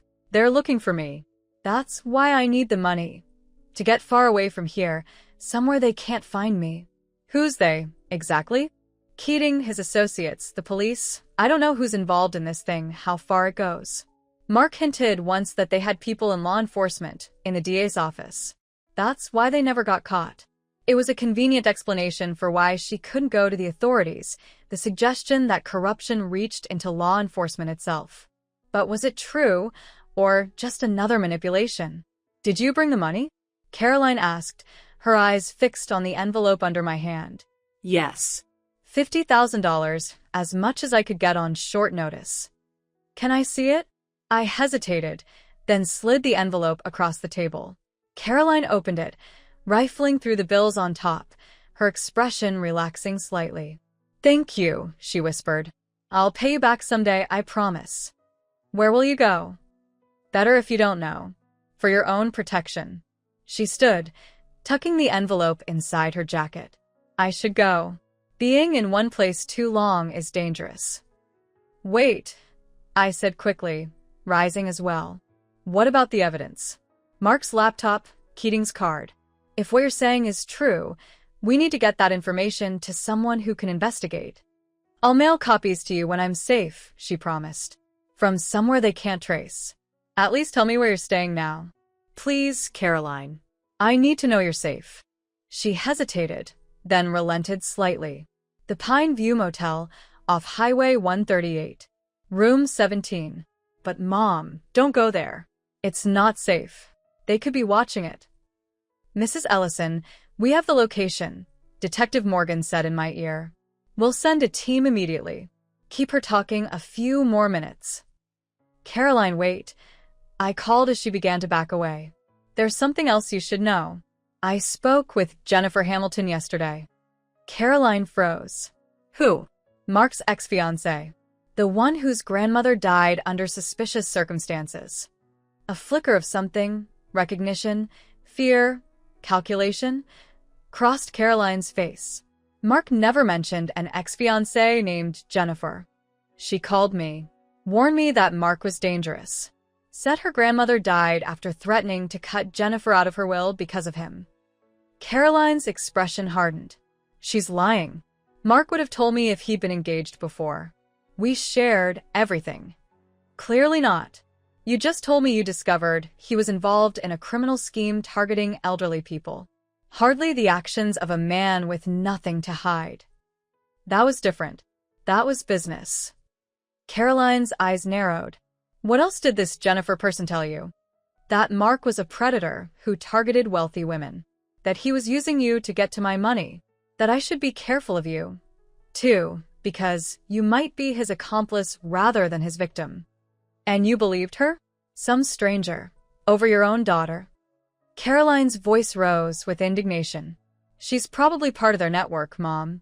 Trying to turn you against me, isolate you, so you're more vulnerable. Like you tried to isolate me by planning to put me in a nursing home? I countered. I told you that was an act. For Mark's benefit and Bethany's. I was trying to protect you by stealing my beach house, by breaking into my home, by running instead of helping the police find Mark's real killer.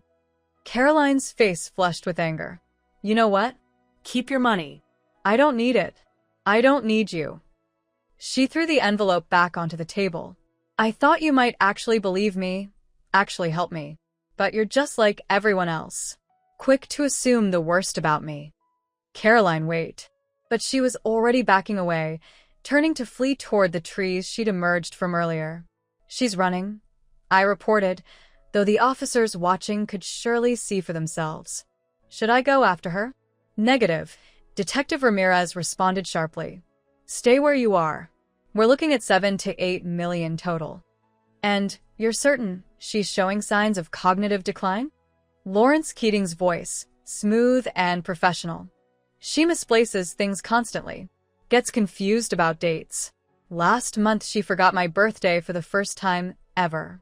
Caroline's voice was cool, detached, as if discussing a stranger rather than her own mother. It won't be difficult to convince a judge she's in the early stages of dementia. And your husband is on board with accelerating the timeline? Mark wants to move faster than I'm comfortable with. I've told him we need to be patient. My mother is stubborn. If we push too hard, she might get suspicious. Patience is wise, Keating agreed. But don't wait too long. Assets have a way of disappearing when owners sense what's coming. I've already started the groundwork. Mentioned to several family friends how concerned I am about Mom's memory lapses. Had her doctor add some notes to her file about reported confusion. By the time we make our move, no one will question it. The recording ended, leaving a heavy silence in its wake. I felt physically ill, my stomach churning with disgust and betrayal. The calculating coldness in Caroline's voice, the casual way she had discussed manipulating my medical records, convincing people I was losing my mind, it was beyond comprehension. This was 3 weeks ago? I finally managed to ask. Jennifer nodded grimly. Before your confrontation with her about the beach house. Before Mark's murder. My God, Franklin murmured beside me. Caroline wasn't Mark's victim. She was the mastermind. Not quite, Jennifer corrected. Lawrence Keating is the true architect of this operation. He identifies potential targets through his geriatric practice, then brings in associates like Mark and Caroline to handle the financial side. Bethany Parker helps by flagging wealthy clients at her firm who might be vulnerable. They've been working together for at least 5 years. But why kill Mark? I asked, struggling to make sense of it all. If they were partners in this scheme? Jennifer's expression darkened. That's where things get even more twisted. Dr. Robert Keating believes his brother and Caroline were planning to eliminate Mark. He had become erratic, was drinking heavily, making mistakes. The incident at your beach house, getting caught breaking in, that was the final straw. You're saying Caroline and Lawrence Keating planned Mark's murder together? Franklin asked incredulously. And framed you for it, Jennifer added, looking at me with something like pity. The gun registered in your name, the forged signatures, the staged confrontation at your house, it was all designed to point suspicion at you if their plan went wrong. My mind flashed back to Caroline's tearful call last night, her desperate plea for money, her claim that she'd found Mark already dead. Had that been yet another performance? Another manipulation? The laptop she mentioned, I said slowly. Mark's supposed records of the operation. Was that real? Mark did keep records, Jennifer confirmed. It was his insurance policy. But the laptop wasn't at the motel. It's in a safe deposit box at Coastal Federal Bank. Box 227. Mark gave me the key before. She hesitated. Before things ended between us. He said if anything ever happened to him, I should give it to someone who could use it to bring down Lawrence Keating. And you've had this key all this time? Franklin asked skeptically. Why not use it yourself? I tried. The bank wouldn't let me access the box without a court order, since it wasn't in my name. And as I told you, going to the police was complicated by Keating's connections. Jennifer withdrew a small key from her pocket and held it out to me. But you, Mrs. Ellison, as Mark's mother-in-law, might have better luck. especially now that he's dead and Caroline has been arrested. I stared at the key, hesitant to take it. I should give this to Detective Ramirez. Let the police handle it. Of course, Jennifer agreed quickly. That would be best. I just wanted you to have all the information to understand what you're really dealing with.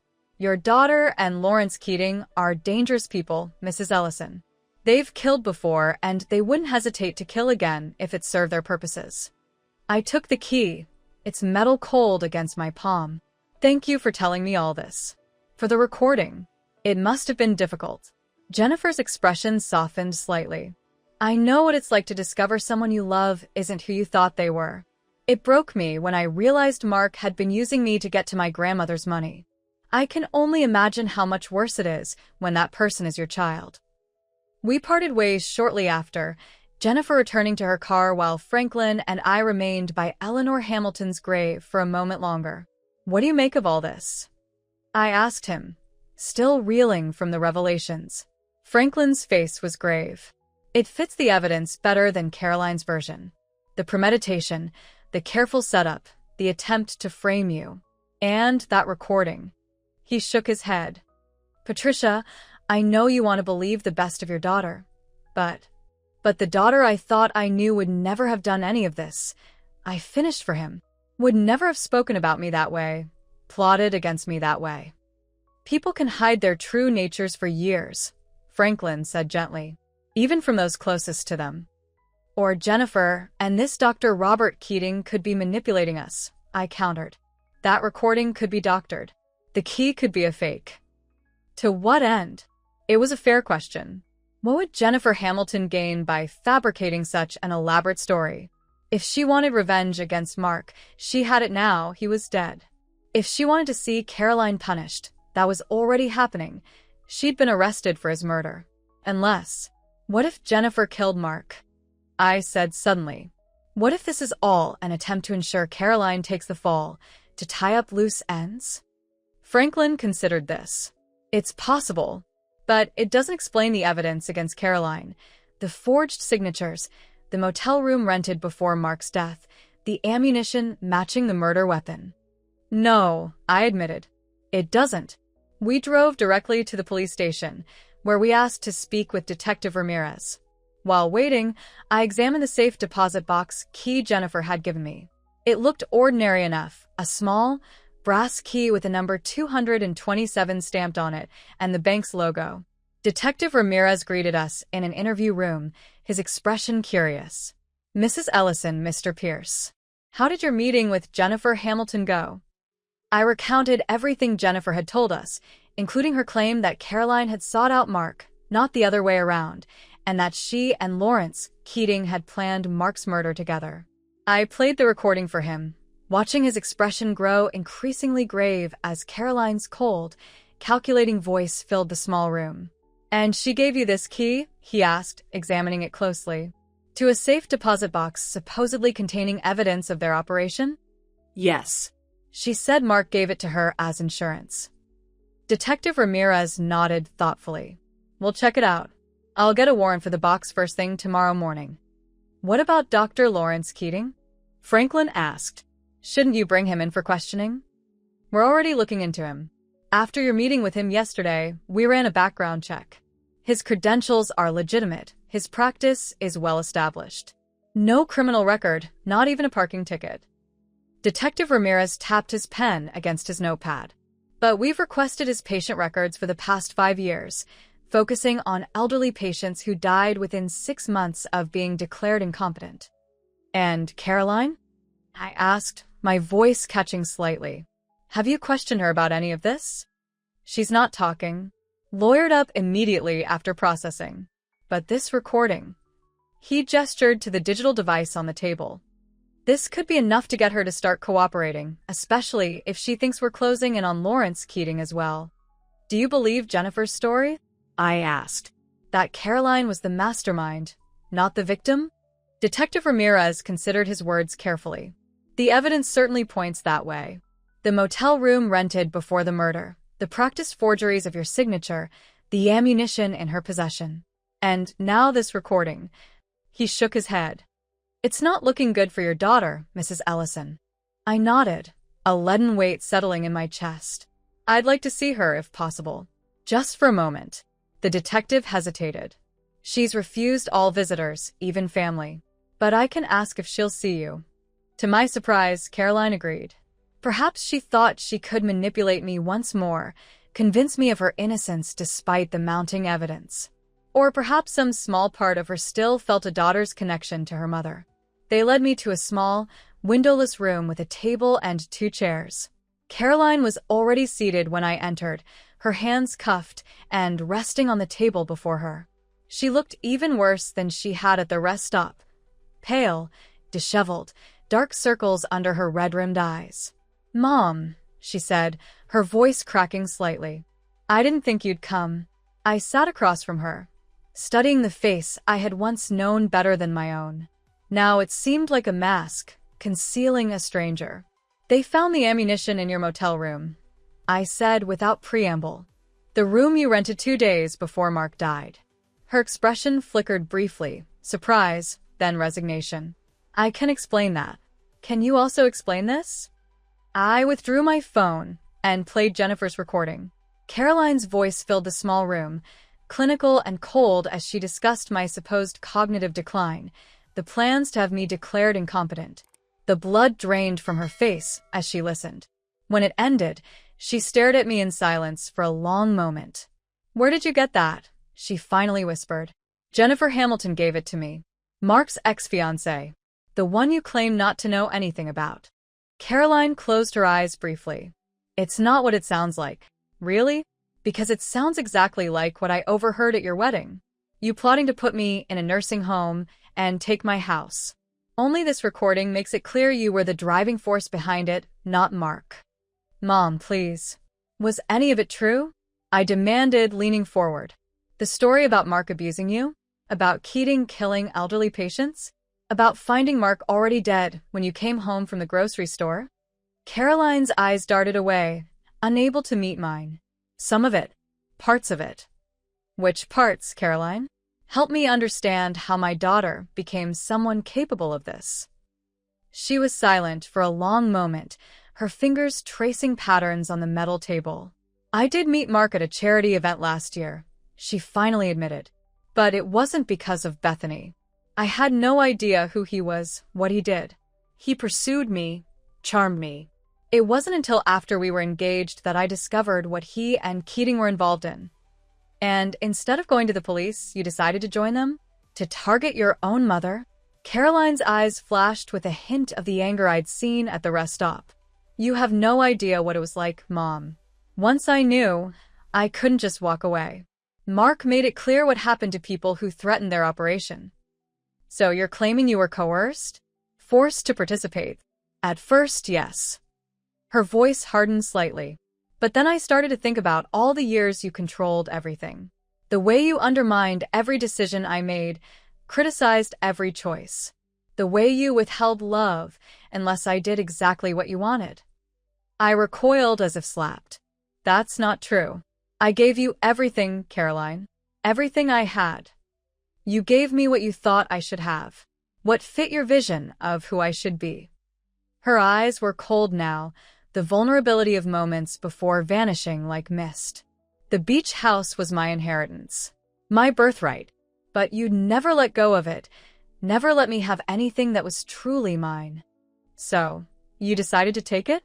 To have me declared incompetent, locked away in a nursing home. It wasn't supposed to happen that way. The plan was to gradually transfer assets, to make it seem like your idea. You'd sign over the beach house, then eventually move into a retirement community. Comfortable, well cared for, but no longer in control. The calculated cruelty of it stole my breath. And Mark's death? Was that part of the plan too? Something flickered in Caroline's eyes. Fear. Or perhaps calculation. Mark was becoming a liability. He'd started drinking heavily, making mistakes. The break-in at the beach house was his idea, executed sloppily. Keating was concerned he might expose the operation if he was arrested. So you killed him, and tried to frame me for it. No. Caroline leaned forward, her voice dropping to a whisper. That's what I've been trying to tell you. Keating had Mark killed. A man named Victor, one of Keating's associates. They set it up to look like I did it to tie up loose ends. The gun registered in your name was Keating's idea, a contingency plan. If anything went wrong, suspicion would fall on you or me, not him. And you expect me to believe that? After everything you've done, all the lies you've told. It's the truth, Mom. Caroline's eyes filled with tears. I know I've done terrible things. I know I betrayed you in the worst possible way. But I didn't kill Mark. That's the one thing I'm innocent of. I wanted to believe her. Some maternal instinct, buried beneath layers of hurt and betrayal, still yearned to find innocence in my child. But the evidence, the recording, her own admissions, even if that's true, I said slowly, you're still guilty of conspiracy, of fraud, of plotting to declare me incompetent for financial gain. You're still the daughter who called me an old witch and planned to lock me away. Caroline's shoulders slumped. Yes. I did those things. I can't undo them. Can't take back the hurt I've caused. All I can do is tell you the truth now, while I still can. What do you mean, while you still can? Her eyes darted to the door, then back to me. Keating has connections everywhere. In the police department, in the jail. If he thinks I'm talking, that I might implicate him. She swallowed hard. Mark isn't the first associate who became a liability. A chill ran down my spine. Are you saying your life is in danger? I'm saying Keating won't leave loose ends. Especially now that Jennifer Hamilton is involved. Caroline leaned forward urgently. Mom, be careful. Jennifer isn't what she seems either. She was Mark's partner before me, part of their operation from the beginning. The falling out between them was about money, not morality. She's working with Keating now, trying to ensure all suspicion falls on me. It was yet another dizzying reversal, another rewriting of the narrative. Jennifer as Keating's ally, not his adversary. Mark as the victim of a plot by Keating and Jennifer, not Caroline. How am I supposed to know what's true anymore? I asked, fatigue and despair washing over me. Everyone involved in this nightmare has lied to me repeatedly. The laptop, Caroline said urgently. Mark's records. They'll show everything. All the victims, all the conspirators, including Jennifer and both Keating brothers. Jennifer gave me a key to a safe deposit box. She claims the laptop is inside. Caroline's eyes widened in alarm. Don't trust that key, Mom. It's a trap. The real laptop is hidden at our apartment, behind the ventilation grate in Mark's home office. That's where he kept his insurance policy. Before I could respond, the door opened, and a guard announced that our time was up. Caroline gave me one last, desperate look as they led her away. Be careful, Mom, she called over her shoulder. Don't trust Jennifer. Don't trust either Keating. And whatever you do, don't use that key. I left the jail in a state of confusion and turmoil. Caroline had admitted to betraying me, to planning to steal my assets and have me declared incompetent. But she still claimed innocence in Mark's murder, and now suggested that Jennifer and Lawrence Keating were the true villains, with Jennifer's brother Robert potentially involved as well. What do you think? I asked Franklin as we drove away from the police station. I think your daughter is desperate and will say anything to gain sympathy, he replied bluntly. The recording doesn't lie, Patricia. She was a willing participant in the scheme against you. And now she's trying to deflect blame for Mark's murder onto others. But what if she's telling the truth about not killing him? What if Keating did have him eliminated when he became a liability? Then the police will uncover that in their investigation. But it doesn't change what Caroline did to you. He was right, of course. Even in her partial confession, Caroline had revealed a calculated cruelty that was difficult to reconcile with the daughter I thought I knew. The beach house had been her birthright. I had controlled everything, as if these justified planning to declare me incompetent and lock me away. What now? I asked, suddenly exhausted by all of it. Now we let the police do their job, Franklin said firmly. They'll check the safe deposit box tomorrow, investigate Lawrence Keating, verify Jennifer Hamilton's story. All we can do is wait. But as we approached Franklin's house, a sense of unease crept over me. Caroline's warning about the key, about Jennifer not being what she seemed. What if there was truth to it? What if the safe deposit box was a trap of some kind? Frank, I said suddenly, I want to check Caroline and Mark's apartment. Tonight. What?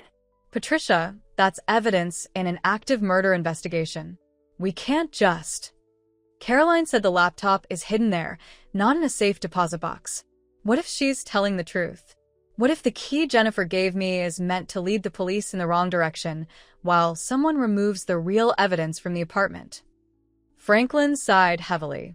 Even if that's true, and it's a big if, we can't interfere with a police investigation. We need to tell Detective Ramirez about Caroline's claim and let him handle it.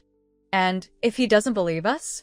If he focuses on the safe deposit box while the real evidence disappears? I shook my head firmly. I need to know, Frank. I need to see for myself. This is a terrible idea, Franklin muttered, but he changed course, driving toward the upscale apartment complex where Caroline and Mark had lived. Yellow police tape crossed the door to their unit, a stark reminder that this was a crime scene. Franklin tried one last time to dissuade me as we stood in the hallway. Patricia, this is breaking and entering. Tampering with evidence. We could both be arrested. I know, I acknowledged. You should go back to the car. This was my idea, and I'll take the consequences. But Franklin, loyal to a fault, shook his head. I'm not letting you do this alone. But we're in and out in 5 minutes, understand? Just long enough to check the vent in Mark's office. I nodded gratefully, then slipped under the police tape and tried the door. To my surprise, it was unlocked. The police had likely secured it initially, but left it accessible for their ongoing investigation. The apartment was eerily quiet, the air heavy with a lingering scent of cleaning chemicals, an attempt to mask the metallic smell of blood, I realized with a shudder. In the living room, a dark stain marred the otherwise pristine white carpet, marking where Mark's body had been found. The office, I whispered, unwilling to linger in the space where a man had died so violently. Mark's home office was a stark, modern space, glass desk, ergonomic chair, minimalist bookshelves. I spotted the ventilation grate Caroline had mentioned, positioned low on the wall behind the desk. Franklin knelt, examining it. It's been unscrewed recently, he observed, pointing to faint marks on the metal. Someone's accessed this. With trembling fingers, I helped him remove the grate entirely. Behind it was a small cavity in the wall, empty except for a folded piece of paper. Franklin withdrew it carefully and unfolded it on the desk. It was a handwritten note in an elegant, feminine script. Too late, Patricia. Did you really think I'd leave evidence where Caroline could find it? The laptop is already in safe hands, mine. By the time you read this, Lawrence and I will be long gone, and your daughter will take the fall for everything. Some mothers deserve better daughters. Some daughters deserve better mothers. Neither of you deserved anything. Jennifer. My blood ran cold as the final piece of the puzzle fell into place. Jennifer hadn't given me the key to help expose the truth. She'd given it to misdirect the police while she secured the real evidence and escaped with Lawrence Keating. We need to call Detective Ramirez, Franklin said urgently, already reaching for his phone. Right now. But before he could dial, a sound from the hallway froze us both, the unmistakable click of a gun being cocked. I was hoping you'd come here, said a familiar voice. It makes things so much simpler. Jennifer Hamilton stepped into the doorway, a pistol held steadily in her hand. Behind her stood a man I recognized from his photograph, Dr. Lawrence Keating. Mrs. Ellison, Keating said smoothly. We meet at last. Though I'm afraid the circumstances are less than ideal. You kill Mark, I said, the pieces finally coming together. And now you're framing Caroline for it. Jennifer smiled coldly. Caroline did her part all on her own. The motel room, the ammunition, the forged signatures.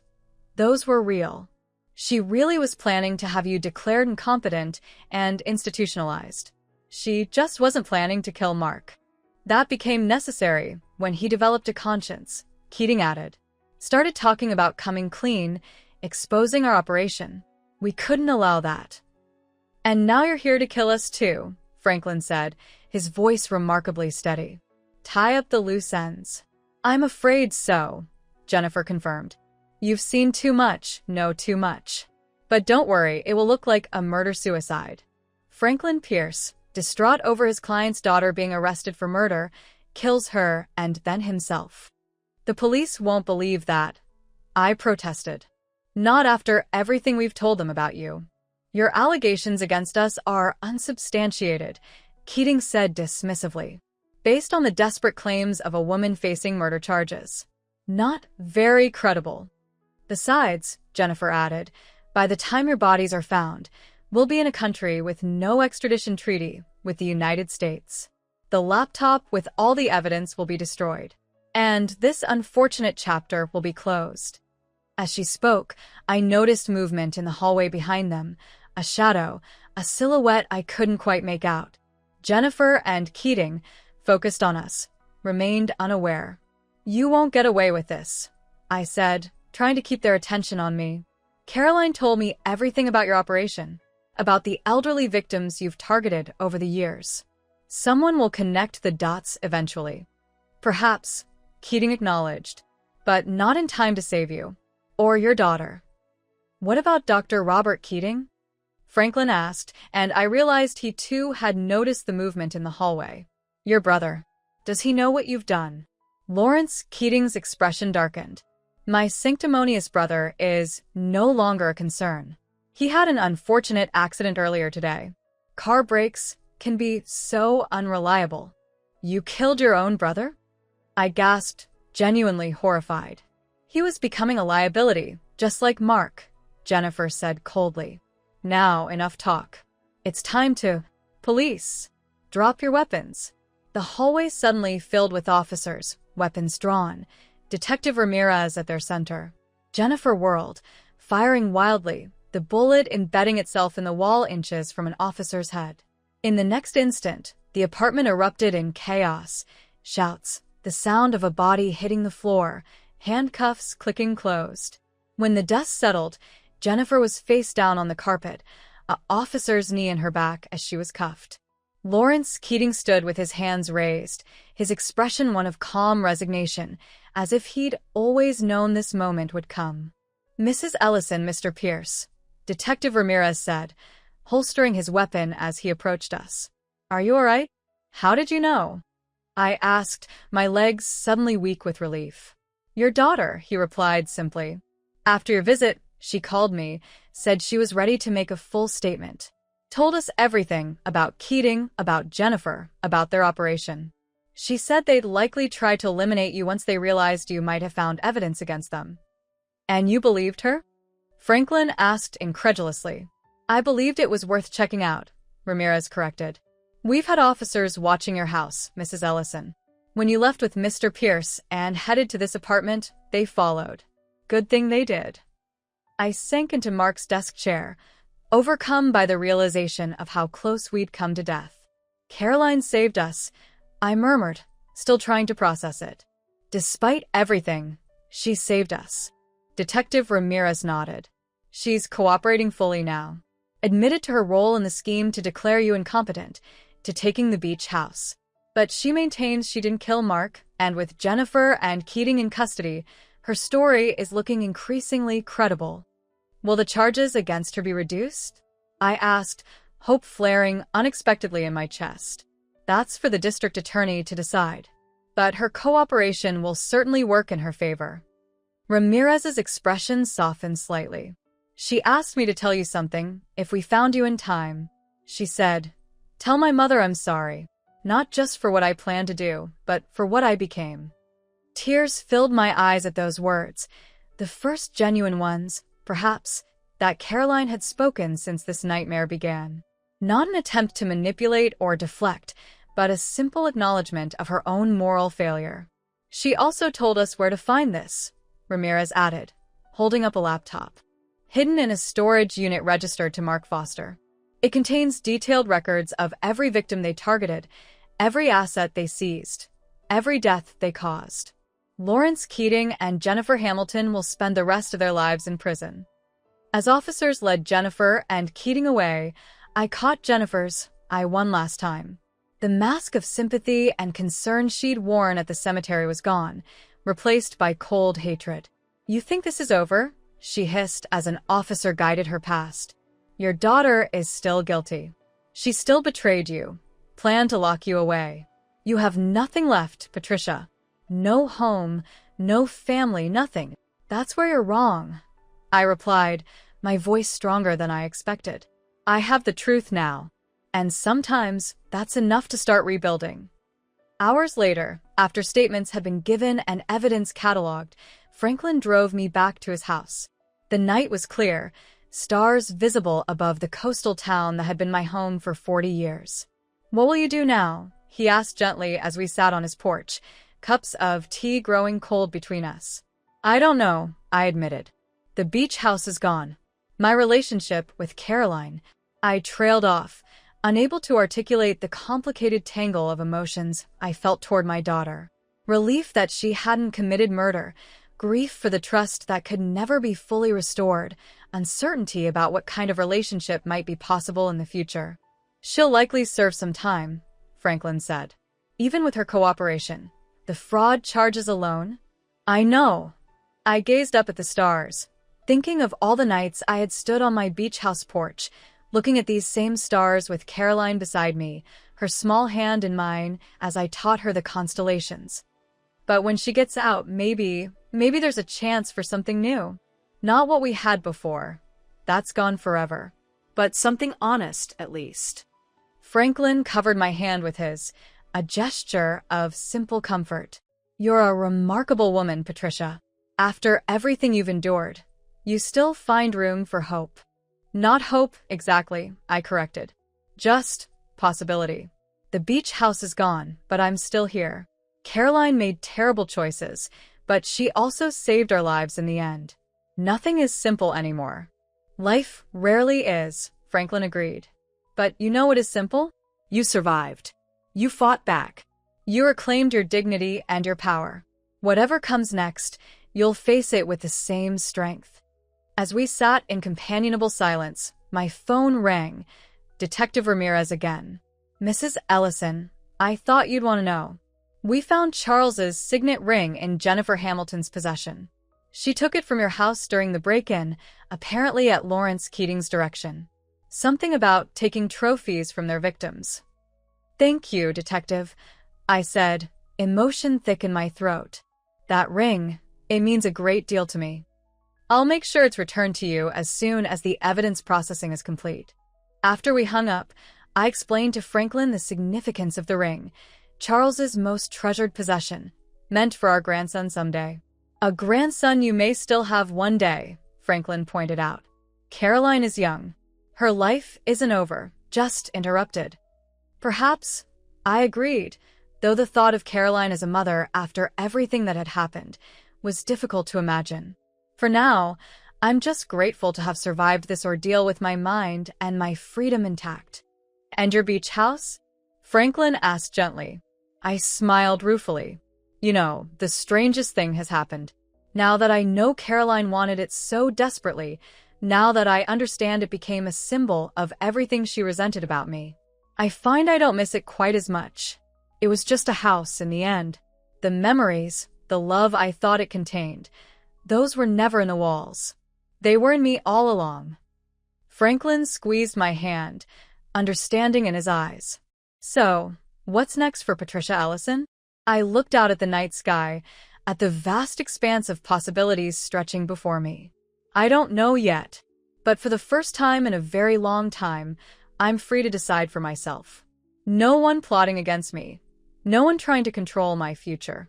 Just me, making my own choices." "That sounds like a good place to start," Franklin said softly. And it was. Not an ending. I had experienced too much to believe in tidy conclusions, but a beginning of sorts. A new chapter in a life that had proven more resilient, more dramatic, and ultimately more hopeful than I could ever have imagined on that fateful day when I overheard my daughter's cruel words at her wedding. The beach house was gone, sold to protect it from those who would take it from me. My daughter had betrayed me in ways I was still struggling to comprehend. My life had been upended, my trust shattered, my future rendered uncertain. And yet, sitting there on Franklin's porch, the warm night air caressing my face, I felt something unexpected stirring in my heart. Not forgiveness, that would take time, if it came at all. Not happiness, the wounds were still too raw.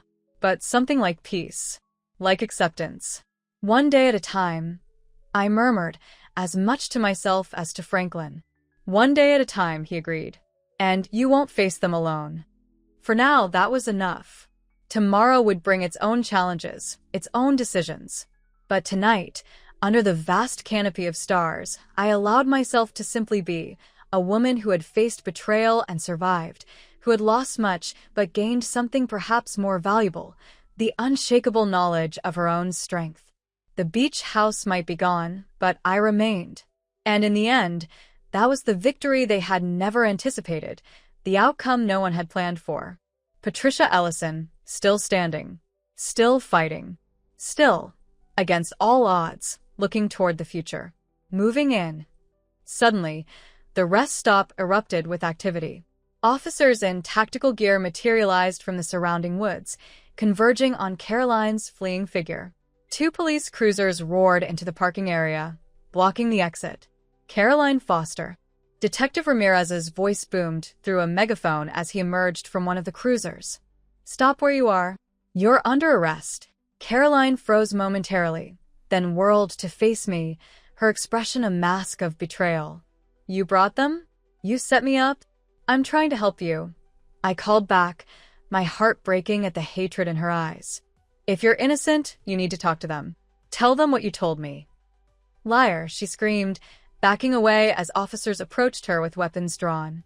"You're just like Mark, a liar and a manipulator." "On your knees," an officer ordered. "Hands behind your head." For a terrifying moment, I thought Caroline might run, might force the officers to take drastic action. But then her shoulders slumped in defeat, and she slowly sank to her knees, placing her hands behind her head as instructed. I watched, numb with grief, as they handcuffed my daughter, read her rights, and led her to a waiting police car. She didn't look at me again, keeping her head bowed, her face hidden behind a curtain of blonde hair. Detective Morgan appeared at my side, gently removing the wire from beneath my blouse. "You did well, Mrs. Ellison. We've already dispatched officers to the Pine View Motel to secure the room and any evidence inside." "What happens now?" I asked, my voice barely audible. "We question her. Check her story against the evidence. If there's any truth to what she told you about a criminal network targeting the elderly, we'll investigate thoroughly. And if there isn't, if she killed Mark?" Detective Morgan's expression softened. "Then she'll be charged with murder." "I'm sorry, Mrs. Ellison. I know this isn't easy for you." Easy? It was excruciating. Watching my only child being arrested, knowing I had played a role in making it happen. Whatever Caroline had done, whatever she had become, she was still the baby I had held in my arms, the little girl whose scraped knees I had bandaged, the teenager whose broken heart I had tried to mend. "Can I see her? At the station?" I asked. "Not immediately. She'll need to be processed, and then her lawyer will likely advise her not to speak with anyone, even family." Detective Morgan hesitated. "But we'll let you know when it might be possible." I nodded, suddenly exhausted beyond words. The adrenaline that had carried me through the morning was ebbing, leaving behind a bone-deep weariness that made even standing difficult. Franklin appeared, having been watching from one of the unmarked cars. "Patricia," he said gently, taking my arm, "let me drive you back to town. You look ready to collapse." I allowed him to lead me to his car, moving as if in a trance. As we pulled away from the rest stop, I caught a final glimpse of Caroline in the back of the police cruiser, her face turned away from me, staring out at the mountains that had once been her refuge. Now they were just another place she couldn't escape to. The drive back to town passed in silence. Franklin knew me well enough not to offer platitudes or empty reassurances. There was nothing he could say that would ease this particular pain. When we reached his house, my phone rang. Detective Ramirez. "Mrs. Ellison, we've searched room 17 at the Pine View Motel. There's no laptop, no business card with numbers written on it. Just some clothes and basic toiletries. Are you sure it's the right room? Caroline said. It's the right room. We found a receipt with her name on it. She checked in 2 days ago, the day Mark was killed. 2 days ago? But that would mean that she had already secured a room before Mark Foster was murdered. Yes. Detective Ramirez's voice was grave. There's more. We found a box of ammunition that matches the caliber of the murder weapon, and a notebook with what appears to be practice signatures. Your signature, Mrs. Ellison. The floor seemed to shift beneath my feet. Caroline had been practicing forging my signature, had secured a motel room before Mark's death, had access to ammunition matching the murder weapon. Premeditation. We're still investigating, Detective Ramirez continued. But, Mrs. Ellison, I have to be honest with you. The evidence against your daughter is mounting quickly. After he hung up, I sat on Franklin's sofa, staring at nothing, trying to reconcile the Caroline I had raised with the woman who might have cold-bloodedly murdered her husband and tried to frame her mother for the crime. What do I do now, Frank? I whispered. Where do I go from here? Franklin sat beside me, his lined face solemn. You survive, Patricia. One day at a time. And you remember that whatever Caroline has done, it doesn't erase the good in you that tried to raise her right. I failed her somehow, to make her capable of this. No. His voice was firm. We all make our own choices in life. Caroline made hers. The responsibility is hers alone. My phone rang again, unknown number. With a sense of déjà vu, I answered. Mrs. Ellison? This is Jennifer Hamilton, the woman whose existence Caroline had denied knowing anything about. Yes, I heard they arrested Caroline Foster for Mark's murder. It's all over the local news. They did. You should know there's more to the story. More that you need to understand. A chill ran down my spine. What do you mean? Not over the phone. Can you meet me? Today? It's important. After everything that had happened, the last thing I wanted was another mysterious meeting with someone connected to this nightmare. And yet, if there was more to the story, more that might help me understand what had happened to my daughter, where and when? I asked. The Ocean View Cemetery. 3 p.m. I'll be at my grandmother's grave. The line went dead before I could ask any more questions. I relayed the conversation to Franklin, who predictably advised against meeting Jennifer. Haven't you had enough of these cryptic meetings and mysterious revelations? He demanded. Let the police handle it. Tell them Jennifer called you. I will tell them. I promised. But I'm going to that cemetery, Frank. I need answers. Then I'm coming with you, he said firmly. No arguments this time.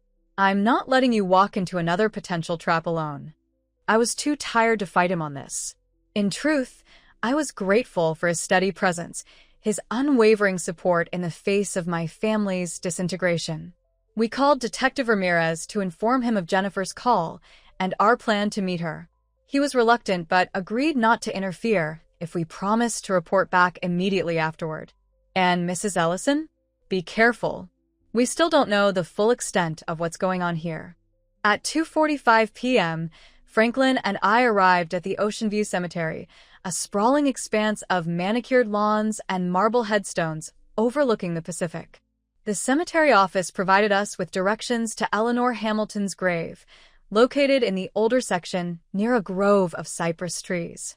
As we approached, I saw a slender woman in a dark coat standing before a simple granite headstone. She turned at the sound of our footsteps, revealing a face that matched the photograph Keating had shown me, pretty in a subdued way, with intelligent eyes and a determined set to her jaw. Mrs. Ellison, she greeted me, her gaze shifting to Franklin. And you are? Franklin Pierce, Patricia's attorney and friend, he replied, extending his hand. Jennifer shook it briefly, then turned back to me. Thank you for coming. I wasn't sure you would. You said there was more to the story. About Mark, about Caroline. There is. Jennifer gestured to the headstone beside her. This is my grandmother, Eleanor Hamilton. She died exactly 1 year ago today. That's why I wanted to meet here, to remind myself why all of this matters. The headstone was simple but elegant, inscribed with Eleanor's name, dates, and the words, beloved grandmother, fierce protector, eternal guardian. You told me Mark was responsible for her death, I said. That she died after threatening to cut you out of her will because of him. Jennifer's expression hardened.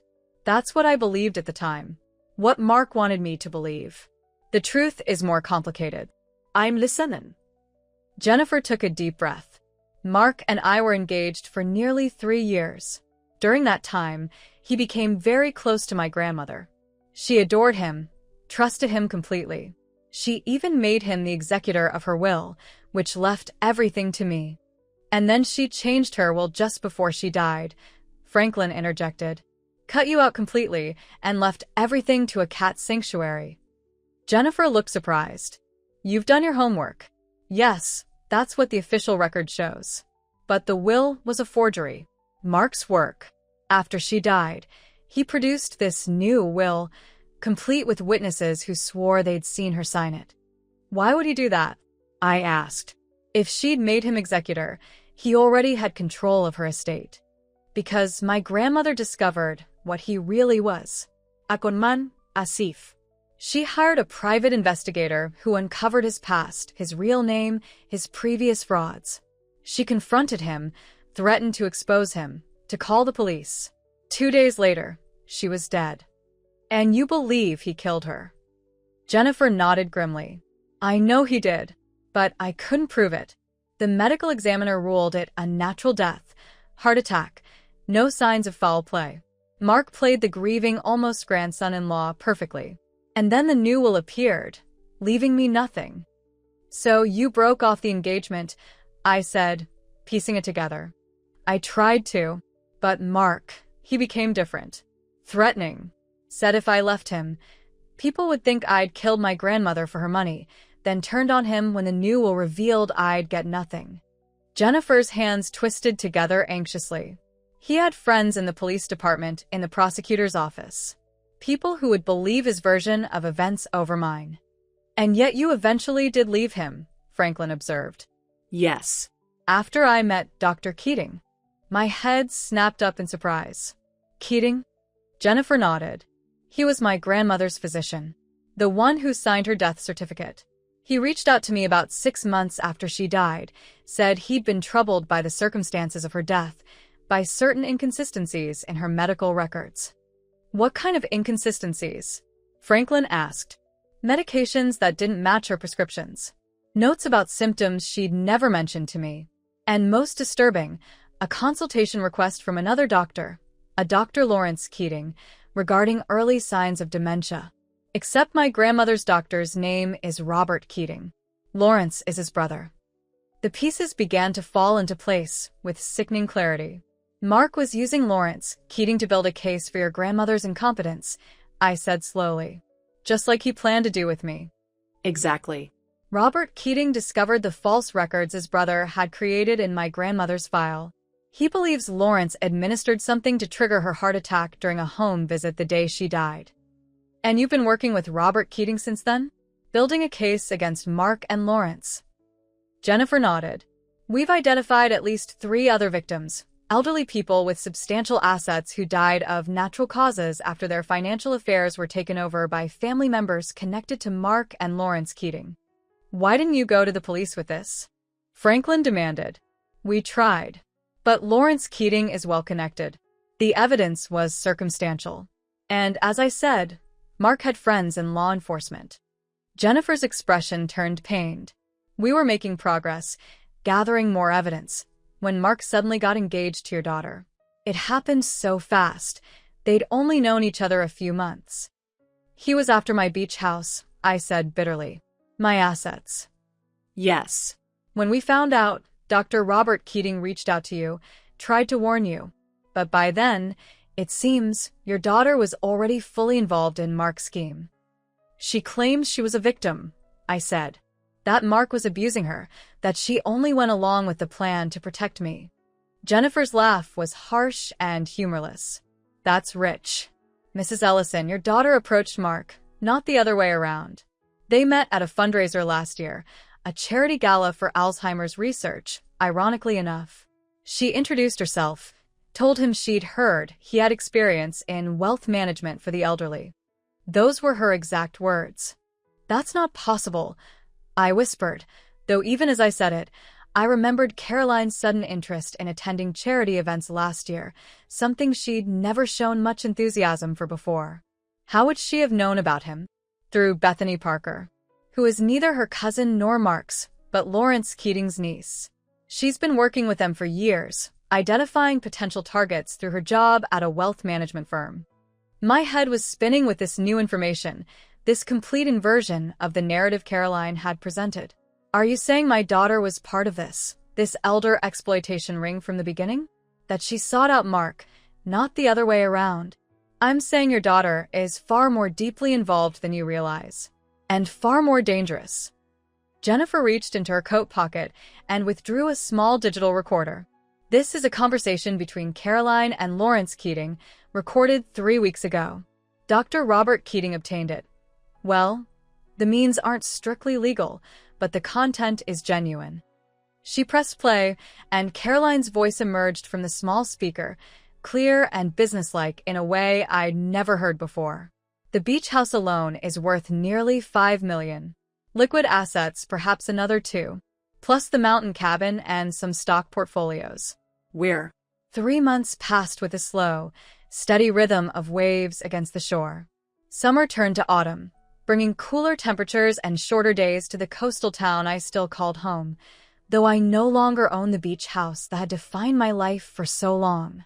I had moved into a modest cottage by the harbor, using a small portion of the proceeds from the beach house sale. It was nothing like my former home, compact where the beach house had been sprawling, modern where the other had been charmingly vintage, but it suited my needs and offered a view of the water that soothed my soul during restless nights. Franklin had helped me with the purchase, navigating paperwork and negotiations with his usual efficiency. Our friendship had deepened through the shared trauma of the past months, evolving into something that might, in time, become more. Neither of us was in a hurry. After the chaos and betrayal I'd experienced, the simple reliability of his presence was comfort enough. The case against Jennifer Hamilton and Dr. Lawrence Keating had progressed rapidly. The evidence on Mark's laptop had proven devastating, detailed records of every elderly victim they had targeted over the past 6 years, including financial transactions, medical reports, and even macabre success metrics, tracking how quickly they had managed to drain assets after having victims declared incompetent. Eleanor Hamilton's case featured prominently in the files, confirming Jennifer's role not as the grieving granddaughter she had pretended to be, but as an active participant in her grandmother's exploitation and eventual death.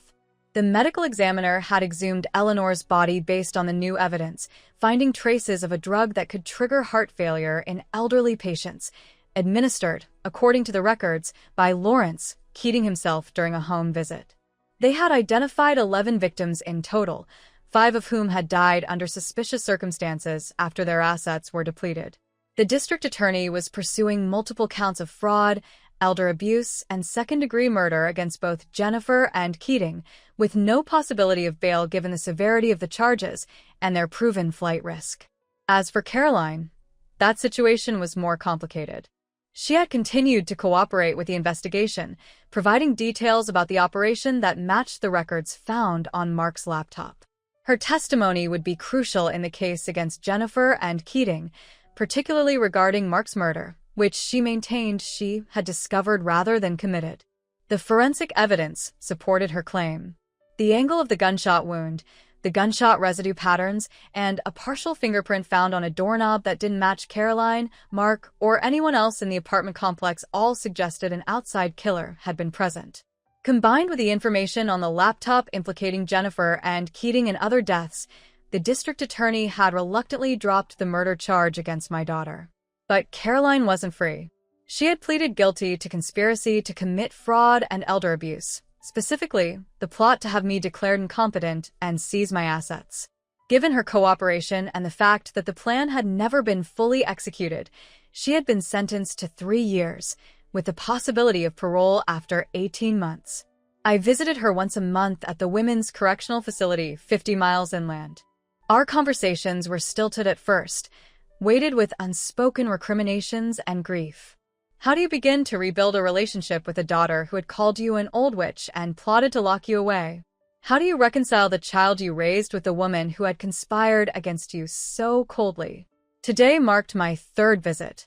As I drove along the winding coastal highway, retracing the route I had taken so many times to the beach house, I found myself reflecting on the strange, painful journey that had brought us here.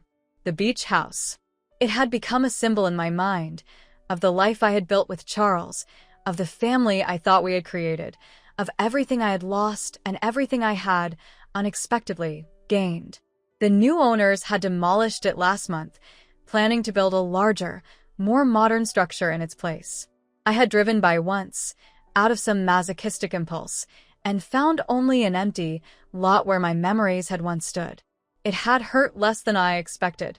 The house was gone, but the life it had contained, both the joy and the betrayal, remained with me, incorporated now into this new version of myself that had emerged from the crucible of the past months. The correctional facility was a low, beige building surrounded by a chain-link fence topped with razor wire. I had become familiar with the procedures: the metal detector, the bag search, the brisk but not unkind corrections officers who escorted visitors to the meeting room. Caroline was already seated at our usual table when I arrived, wearing the standard-issue khaki uniform that washed out her complexion and made her look older than her 28 years. Her blonde hair had grown out, showing dark roots I had never seen before. Her natural color, I realized with a jolt, not the carefully maintained blonde she had presented to the world for so long. "Mom," she greeted me, her voice softer than it had been in our previous visits. "You came." I said I would. I took the seat across from her, placing my visitor's badge on the table between us. "How are you?" It was the same opening exchange we'd had each time, a careful testing of waters still too turbulent for either of us to navigate with confidence. "Better, I think." Caroline's fingers worried at a loose thread on her sleeve. "I've been seeing the therapist Dr. Westfield recommended. Twice a week." Dr. Elaine Westfield was the court-appointed psychologist who had evaluated Caroline before sentencing. She had diagnosed my daughter with narcissistic personality traits and profound attachment issues stemming from the loss of her father at a formative age. Not excuses for what Caroline had done, but perhaps the beginning of an explanation. "That's good," I said, meaning it. "Is it helping?" Caroline nodded, her eyes, so like Charles's, meeting mine briefly before darting away. "She's helping me understand patterns. Why I do what I do. She swallowed. Why I hurt people who love me." It was the most direct acknowledgement she had made of the harm she had caused, and it caught me off guard. In our previous visits, we had spoken mostly of practicalities: her case, her living conditions, the legal proceedings against Jennifer and Keating. The deeper wounds had remained untouched, too raw for either of us to expose. "I'm glad," I said carefully. "Understanding is the first step toward change." That's what Dr. Westfield says. A ghost of a smile touched Caroline's lips. "She also says I need to practice honest communication, to say what I really mean instead of what I think will get me what I want." "And what do you really mean today?" I asked, bracing myself for whatever might come. Caroline took a deep breath, as if gathering courage. "I mean that I'm sorry. Truly sorry, not just because I got caught, or because I'm facing consequences. I'm sorry for what I planned to do to you, for the things I said, for betraying your trust in the worst possible way." The words hung in the air between us, simple but profound in their sincerity. I had waited for this apology, had perhaps needed it more than I realized, but now that it had come, I found myself uncertain how to respond. "Why?" I finally asked the question that had haunted me for months. "Why me, Caroline? Why your own mother?" She flinched slightly, but didn't look away. "The simplest answer is that I was greedy and resentful. I wanted what you had, the beach house, the financial security, the peace you seemed to have found after Dad died. But the more complicated answer?" She hesitated. "The more complicated answer is that I think I wanted to punish you." "Punish me? For what?" "For being strong." Caroline's voice cracked slightly. "For surviving Dad's death, without falling apart. For building a life that didn't revolve around me anymore. It sounds twisted saying it out loud, but I think part of me was angry that you didn't need me the way I still needed you. I stared at her, taken aback by the unexpected insight. Caroline, I've always needed you. You're my daughter, my only child, but not in the same way. She shook her head. After Dad died, you grieved, but then you moved forward. You renovated the beach house, joined community groups, made new friends. Your life expanded while mine felt like it was shrinking. I couldn't hold your attention the way I once had. So, you decided to punish me by taking everything from me? By having me declared incompetent and locked away? No, that came later. Caroline's gaze dropped to her hands, now clasped tightly on the table. At first, I just wanted to shake your perfect life up a little. Make you worry about me again. That's why I started dating men you wouldn't approve of, making financial decisions I knew you'd question. Like the designer handbags you couldn't afford? The spontaneous trips to Vegas? She nodded. I wanted to provoke a reaction. To make you focus on me again, even if it was with disapproval. But then you just kept bailing me out, solving my problems, all while maintaining this air of disappointment that made me feel like a failure. I never thought you were a failure, I protested. I was concerned, yes, but I know that now, Caroline interrupted gently. But at the time, all I could see was what I perceived as judgment. And then I met Mark, and he seemed to understand exactly how I felt. He validated every resentment, every grievance, made me feel justified in my anger toward you, and suggested a way to channel that anger into something profitable. I added, unable to keep the bitterness from my voice. Yes. Caroline didn't try to deflect or minimize. He introduced me to Keating, explained their operation, made it sound almost noble at first, helping families manage assets that elderly relatives could no longer handle responsibly. It wasn't until I was already involved that I understood what they were really doing.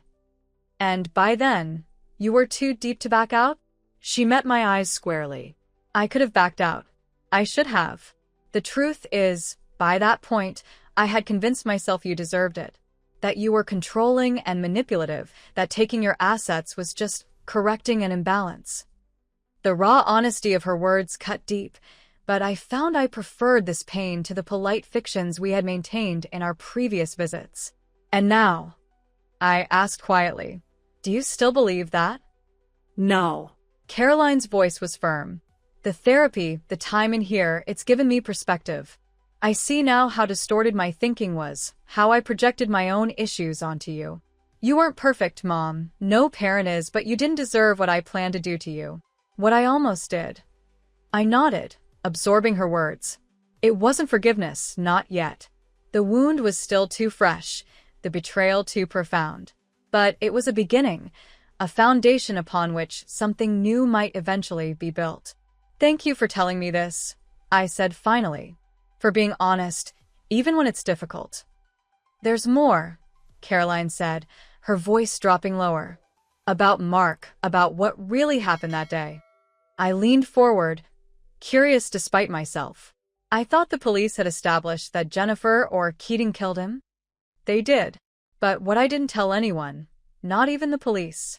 She glanced around, ensuring no guards were within earshot. I was home when it happened, Mom. I didn't just find his body. I saw who killed him. My breath caught. Who? Jennifer. She came to our apartment that afternoon, said she needed to speak with Mark privately. I was supposed to be out shopping, but I'd forgotten my wallet and came back unexpectedly. I heard them arguing in the living room, something about the split of assets, about Mark holding out on her. So their falling out was real, I murmured. But not for the reasons Jennifer claimed. Caroline nodded. Mark had been skimming from their operation for years, hiding assets from Jennifer and Keating.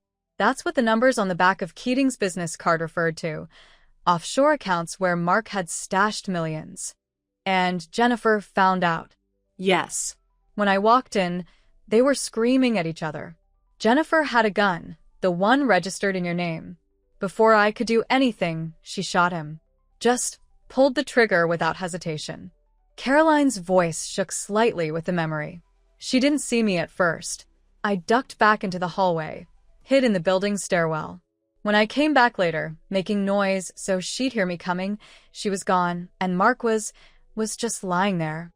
"Why didn't you tell the police this when they arrested you?" I asked, struggling to understand. "It would have cleared you immediately. Because Jennifer warned me before she left. Said if I told anyone what I'd seen, she'd make sure you had an accident just like Eleanor Hamilton. That she knew where you lived, knew your routines." Caroline's eyes filled with tears. "I was afraid for you, Mom. For the first time, I was more afraid for you than for myself." It was a stunning revelation, not just the details of Mark's murder, but the implication that Caroline had accepted arrest, had been willing to face murder charges to protect me. "But you eventually did tell the police," I pointed out, "when you warned them about Jennifer and Keating coming after me. By then, I knew you'd already been in contact with them, that you might be in immediate danger. It seemed like the lesser risk." Caroline wiped at her eyes with the back of her hand. Besides, I was already facing charges for the fraud and elder abuse. What was one more at that point? I sat back, processing this new information. "Have you told Detective Ramirez about this? It could strengthen the case against Jennifer." "I gave a new statement last week. They're amending the charges to include first-degree murder now that they have an eyewitness." Caroline's lips curved in a humorless smile. "My testimony might actually reduce my own sentence further. Ironic, isn't it? That the one truly decent thing I've done in years might be what gets me out of here sooner." "It's not ironic," I corrected gently. "It's justice." Finally. We fell silent for a moment, the weight of all that had been said settling around us like dust after an explosion. It wasn't healing, not exactly. The damage Caroline had done was too extensive for that, but it was truth. Raw, painful, necessary truth. "I have something for you," I said finally, reaching into my purse. "Detective Ramirez returned it to me last week." I placed Charles's signet ring on the table between us. Caroline stared at it, recognition and grief washing over her face. "Dad's ring," she whispered. "I thought Jennifer had taken it." She did. "It was found among her possessions when she was arrested." I pushed the ring toward Caroline. "I want you to have it."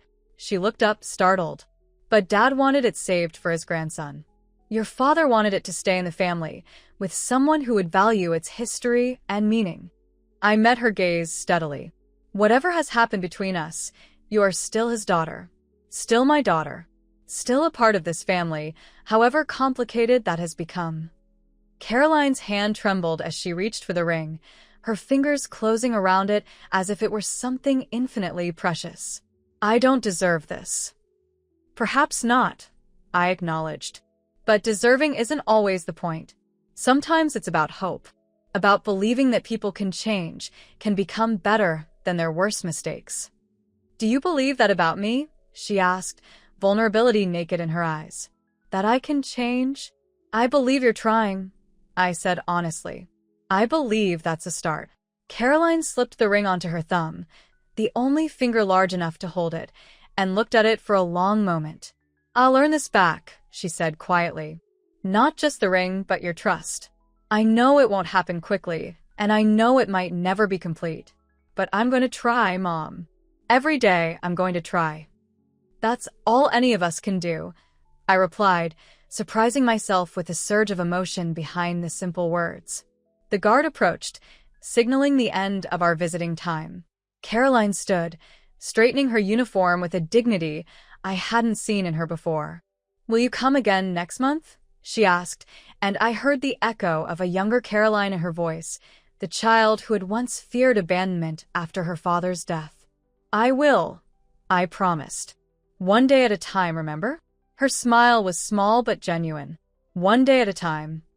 As I drove away from the correctional facility, the late afternoon sun casting long shadows across the road, I found myself thinking of the beach house again.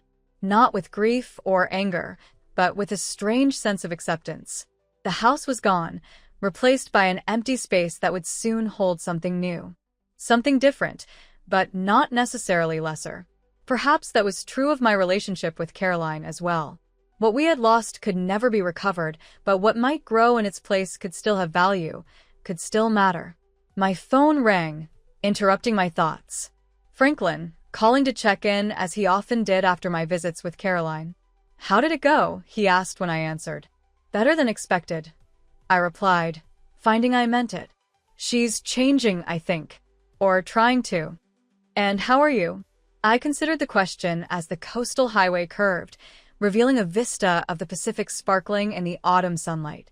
"I'm changing too," I said finally, learning to live with uncertainty, to accept that some questions don't have neat answers. "That sounds like progress," Franklin observed. "It is," I agreed. "Slow progress, but real." After we hung up, I made an impulsive decision, taking the next exit toward the beach rather than continuing straight to my cottage. I parked in a public lot and walked down to the shore, removing my shoes to feel the cool sand between my toes. The tide was coming in, waves breaking with rhythmic persistence against the shoreline. I stood at the water's edge, letting the foam wash over my feet, anchoring me to this moment, this place. So much had changed in the past months. I had lost my home of 40 years, discovered my daughter's betrayal, faced death at the hands of cold-blooded killers, and somehow emerged intact. Changed, certainly, scarred in ways both visible and invisible, but still standing, still breathing, still capable of feeling the sun on my face and the sand beneath my feet. I thought of what I had said to Jennifer Hamilton in those final moments before her arrest. I have the truth now, and sometimes that's enough to start rebuilding. It had been a declaration of defiance then, a refusal to accept her assessment of my losses. Now it felt like something more, a statement of purpose, perhaps. A recognition that rebuilding was not just possible but necessary, and that truth, however painful, was the only foundation worth building upon. The beach house was gone. The family I thought I had was irrevocably altered. The future I had planned had dissolved like a sand castle at high tide. But I remained. Patricia Ellison, widow, mother, survivor. No longer defined by what I had lost, but by what I had endured, what I had overcome. I walked further along the shore, parallel to the cliffs where my beach house had once stood. From this vantage point, I could see the empty lot, the bare earth where the new owners would soon begin construction. For a moment, I allowed myself to feel the pang of loss, to acknowledge what had been taken from me, some of it by force, some of it by choice. Then I turned my gaze back to the ocean, to the endless horizon where sea met sky. The past could not be changed, could not be reclaimed. But the future stretched before me, vast and unknowable and full of possibility. I had survived the worst betrayal imaginable, had faced death and emerged stronger, had begun the painful process of reconciliation with a daughter I might never fully trust again but could perhaps, in time, learn to understand. The beach house was gone, but I was not. And in that simple, profound truth lay all the hope I needed to take the next step. And the next. And all the steps that would follow, carrying me forward into whatever waited beyond the horizon.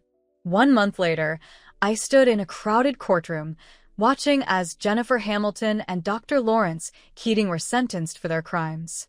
The judge was unsparing in his assessment, describing their elder exploitation scheme as predatory, calculating, and breathtakingly cruel. Jennifer received 40 years without possibility of parole for first-degree murder, conspiracy, fraud, and elder abuse. Keating, 65, was effectively sentenced to life with a 50-year term. Caroline had testified against them the previous week, describing in detail what she had witnessed the day of Mark's murder. Her testimony had been crucial in securing the first-degree murder conviction for Jennifer, and in return, the district attorney had recommended a further reduction in Caroline's sentence. She would be eligible for parole in just 6 months now, a prospect that filled me with complicated emotions, relief, anxiety, cautious hope. As the bailiff led Jennifer and Keating away in handcuffs, Jennifer turned to glare at me one last time, hatred burning in her eyes. I met her gaze steadily, refusing to flinch or look away. She had taken much from me, had nearly taken my life, but she had not, would not, take my dignity or my peace of mind. Outside the courthouse, reporters clustered on the steps, eager for statements from anyone connected to the case. Franklin appeared at my side, offering his arm to help me navigate through the crowd. Mrs. Ellison, a young female reporter, called, thrusting a microphone toward me. "How do you feel about the sentencing?" I paused, considering the question. "Justice has been served," I said simply. "For Eleanor Hamilton, for the other victims, and for my family."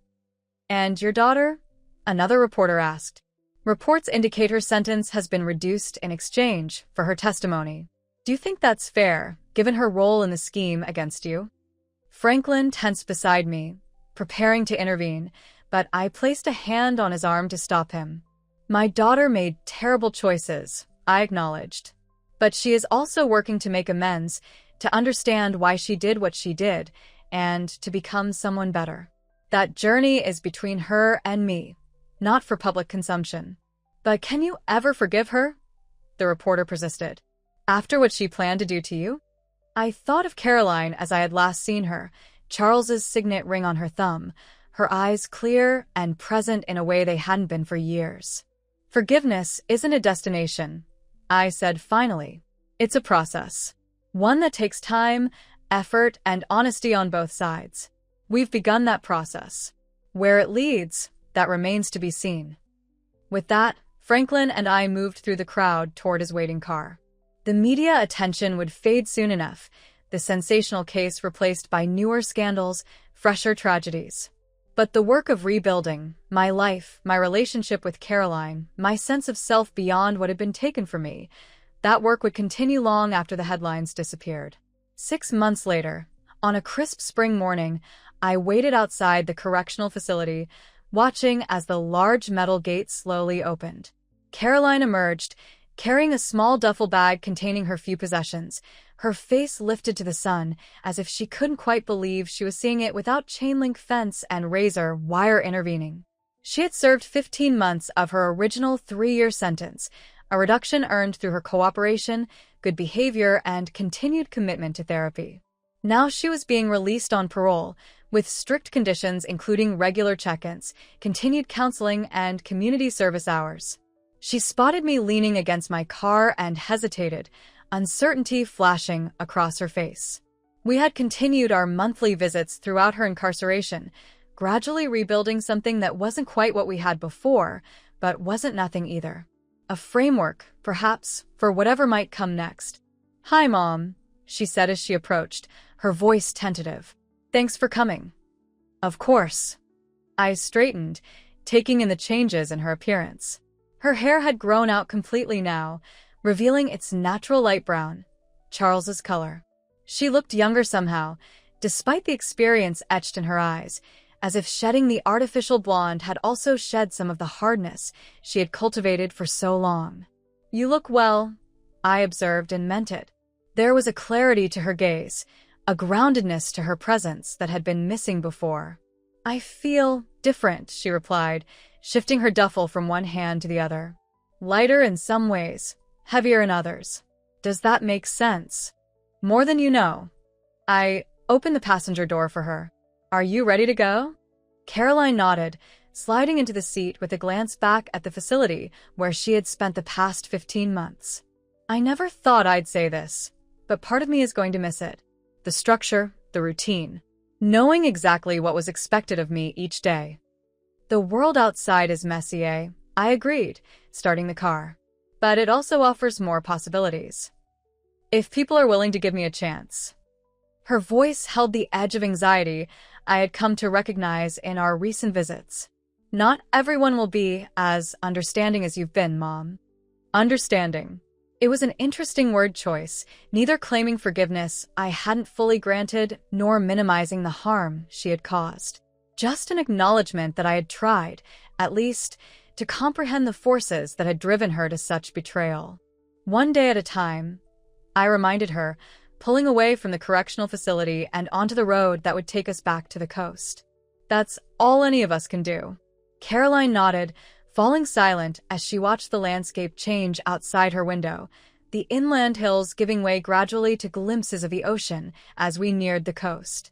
Her parole conditions allowed her to live in a halfway house for the first 3 months, transitioning slowly back into society with structured support.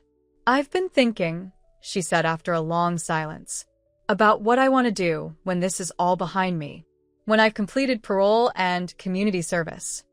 "Oh." I kept my eyes on the road, giving her space to continue. "I want to work with the elderly," she said softly. "Not in financial management. I don't think anyone would trust me with that again, and rightly so. But maybe as an advocate. Someone who helps them navigate the system, protect themselves from people like I was." I glansede her, surprised. That would be poetic in a way. "It's not about poetry," Caroline said quickly. "It's about making amends, trying to balance the scales a little. I know I can never undo what I did, what I planned to do to you. But maybe I can prevent it from happening to someone else." There was a sincerity in her voice that I hadn't heard in years, a quality that reminded me of the passionate, idealistic teenager she had once been, before grief and resentment had hardened into something darker. "I think that's a worthy goal," I said carefully. "It won't be easy. People will question your motives, your sincerity." "I know. I'm prepared for that." She turned the signet ring on her thumb, a gesture I had noticed her making in our recent visits whenever she was working through something difficult. "I don't expect instant trust or forgiveness from anyone, including you. I just want the chance to try." We were nearing the coastal highway now, the road that would take us past the site of the former beach house. I had avoided this route in recent months, taking the inland road instead, but today felt different. Today, I wanted to see what had changed, what had been built in place of what was lost. As we rounded the curve that offered the first clear view of the cliffs, I saw that construction was well underway on the new house. The foundation had been laid, the framing erected, the beginnings of walls taking shape. It would be larger than my beach house had been, more modern in design, but it occupied the same precious space, overlooking the same eternal ocean. Caroline followed my gaze, her expression softening with recognition and regret. "The beach house," she murmured. "It looks different." "It is different," I said simply. "It's not ours anymore. Not our history, not our future. Someone else's dream now." "I'm sorry," Caroline said, the words carrying the weight of all she had done, all she had set in motion. "For everything, Mom. For the house, for the trust, for the years we can't get back." "I know." I continued driving past the construction site, watching it recede in the rearview mirror. "And I believe you. That's a start." We drove in silence for a while longer, each lost in our own thoughts. As we approached the halfway house where Caroline would be living, she turned to me with a hesitant expression. Will you visit?" "It's okay. If you don't want to, I understand." "Once a week," I interrupted gently. "Sunday afternoons. If that works for you." Relief and gratitude washed over her face. "It works. Thank you."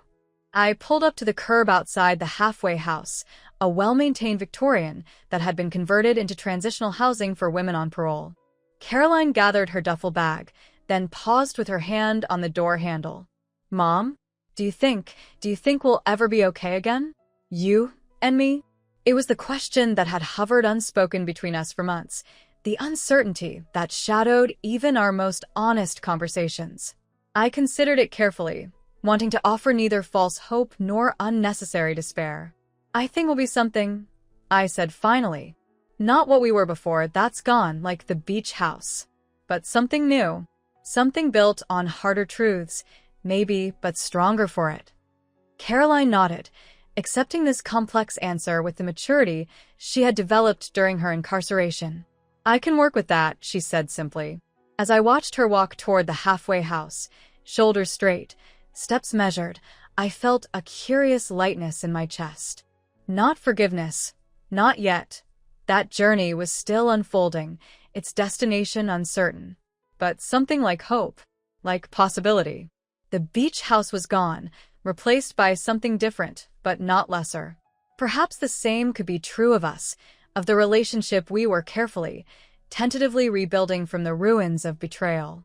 One day at a time, I reminded myself. One truth, one conversation, one Sunday afternoon visit at a time.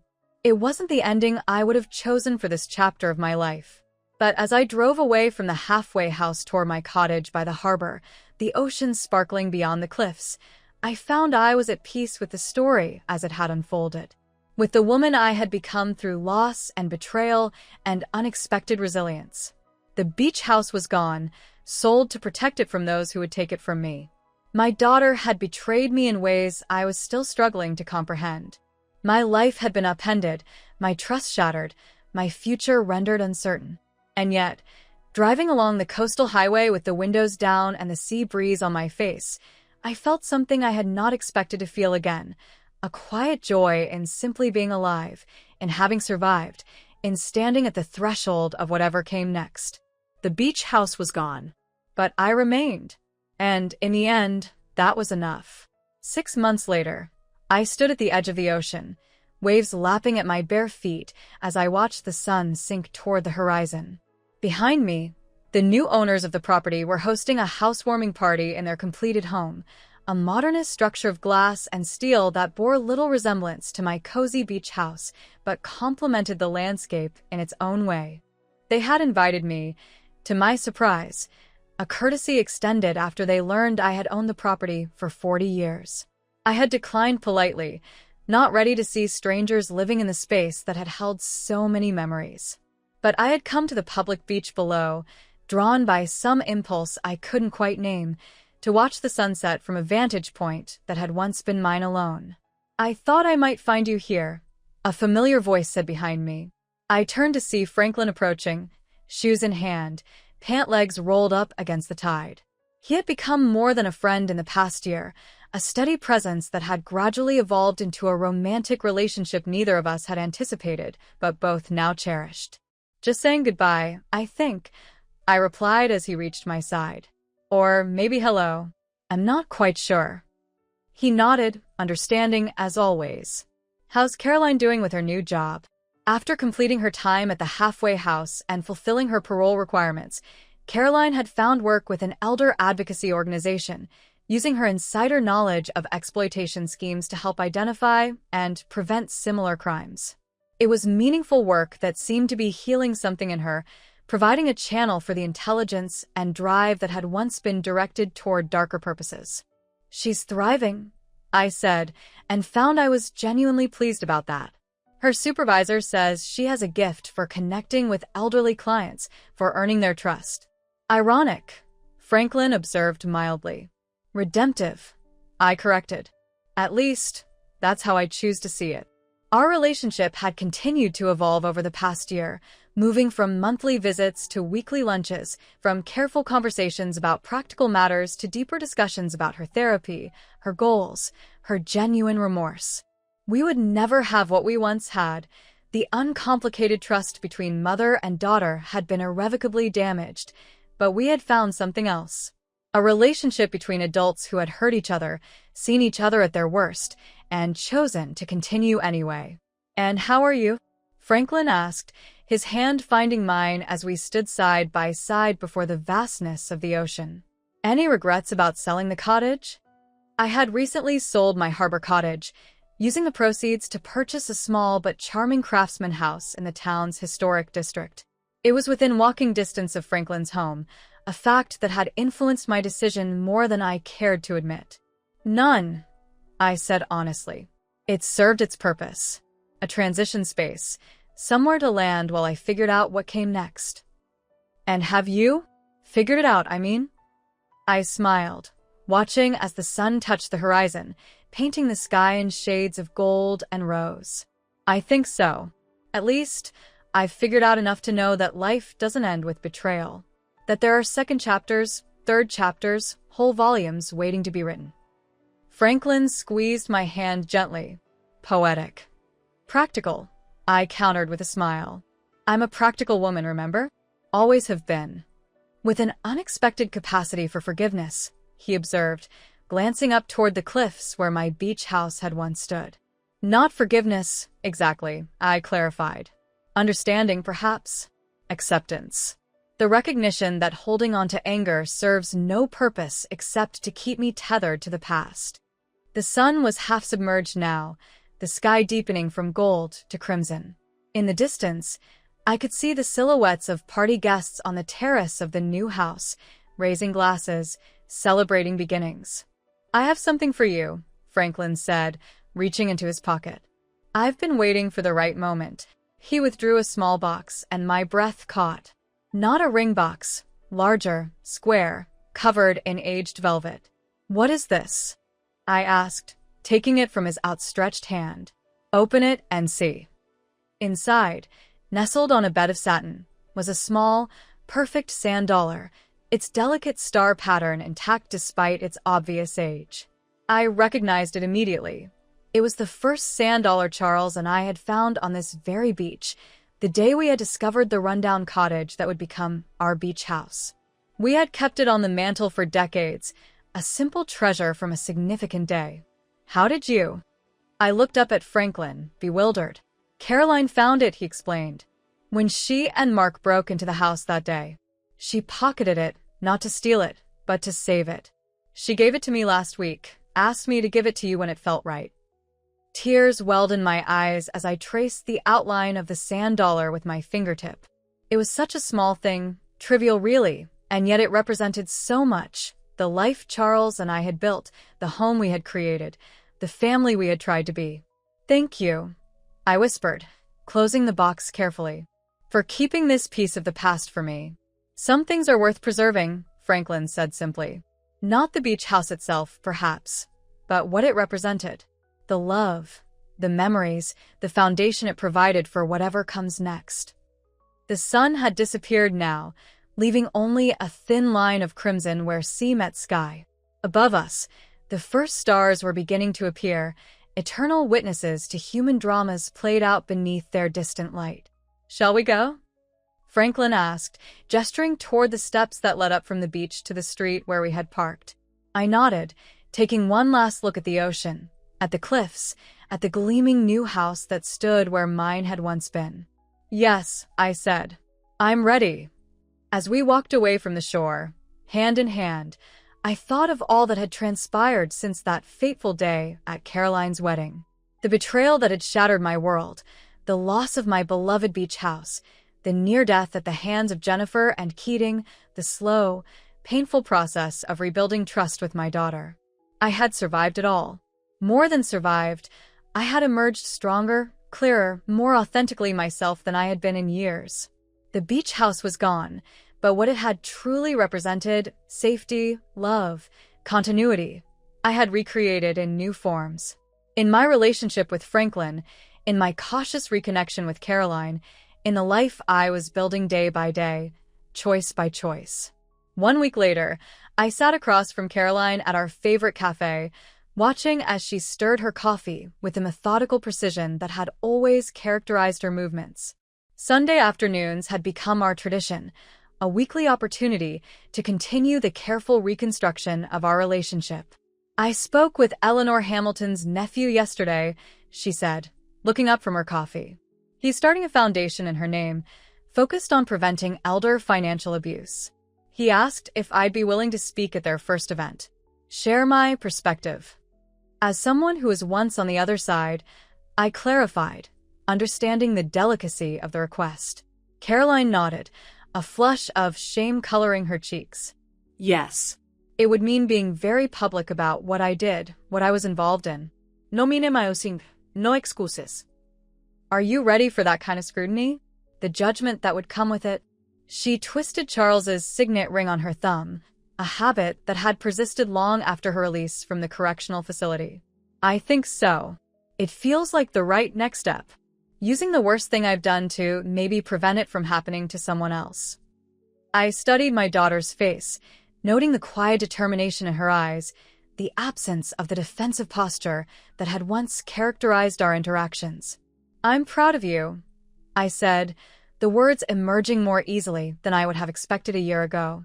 For doing the hard work, for trying to make amends. Caroline's eyes widened slightly, surprise giving way to a cautious hope. Really? Really? I reached across the table, not quite touching her hand, but close enough to bridge some of the distance between us. It takes courage to face the consequences of your actions so publicly, to use your mistakes as a way to help others. I keep thinking about what you said once, Caroline replied, her voice soft. About how the beach house was gone, but you remained. How that was enough to build something new on. I nodded, remembering that moment of clarity amid the chaos of betrayal and loss. It was true then. It's still true now. For both of us, Caroline said, a tentative smile touching her lips.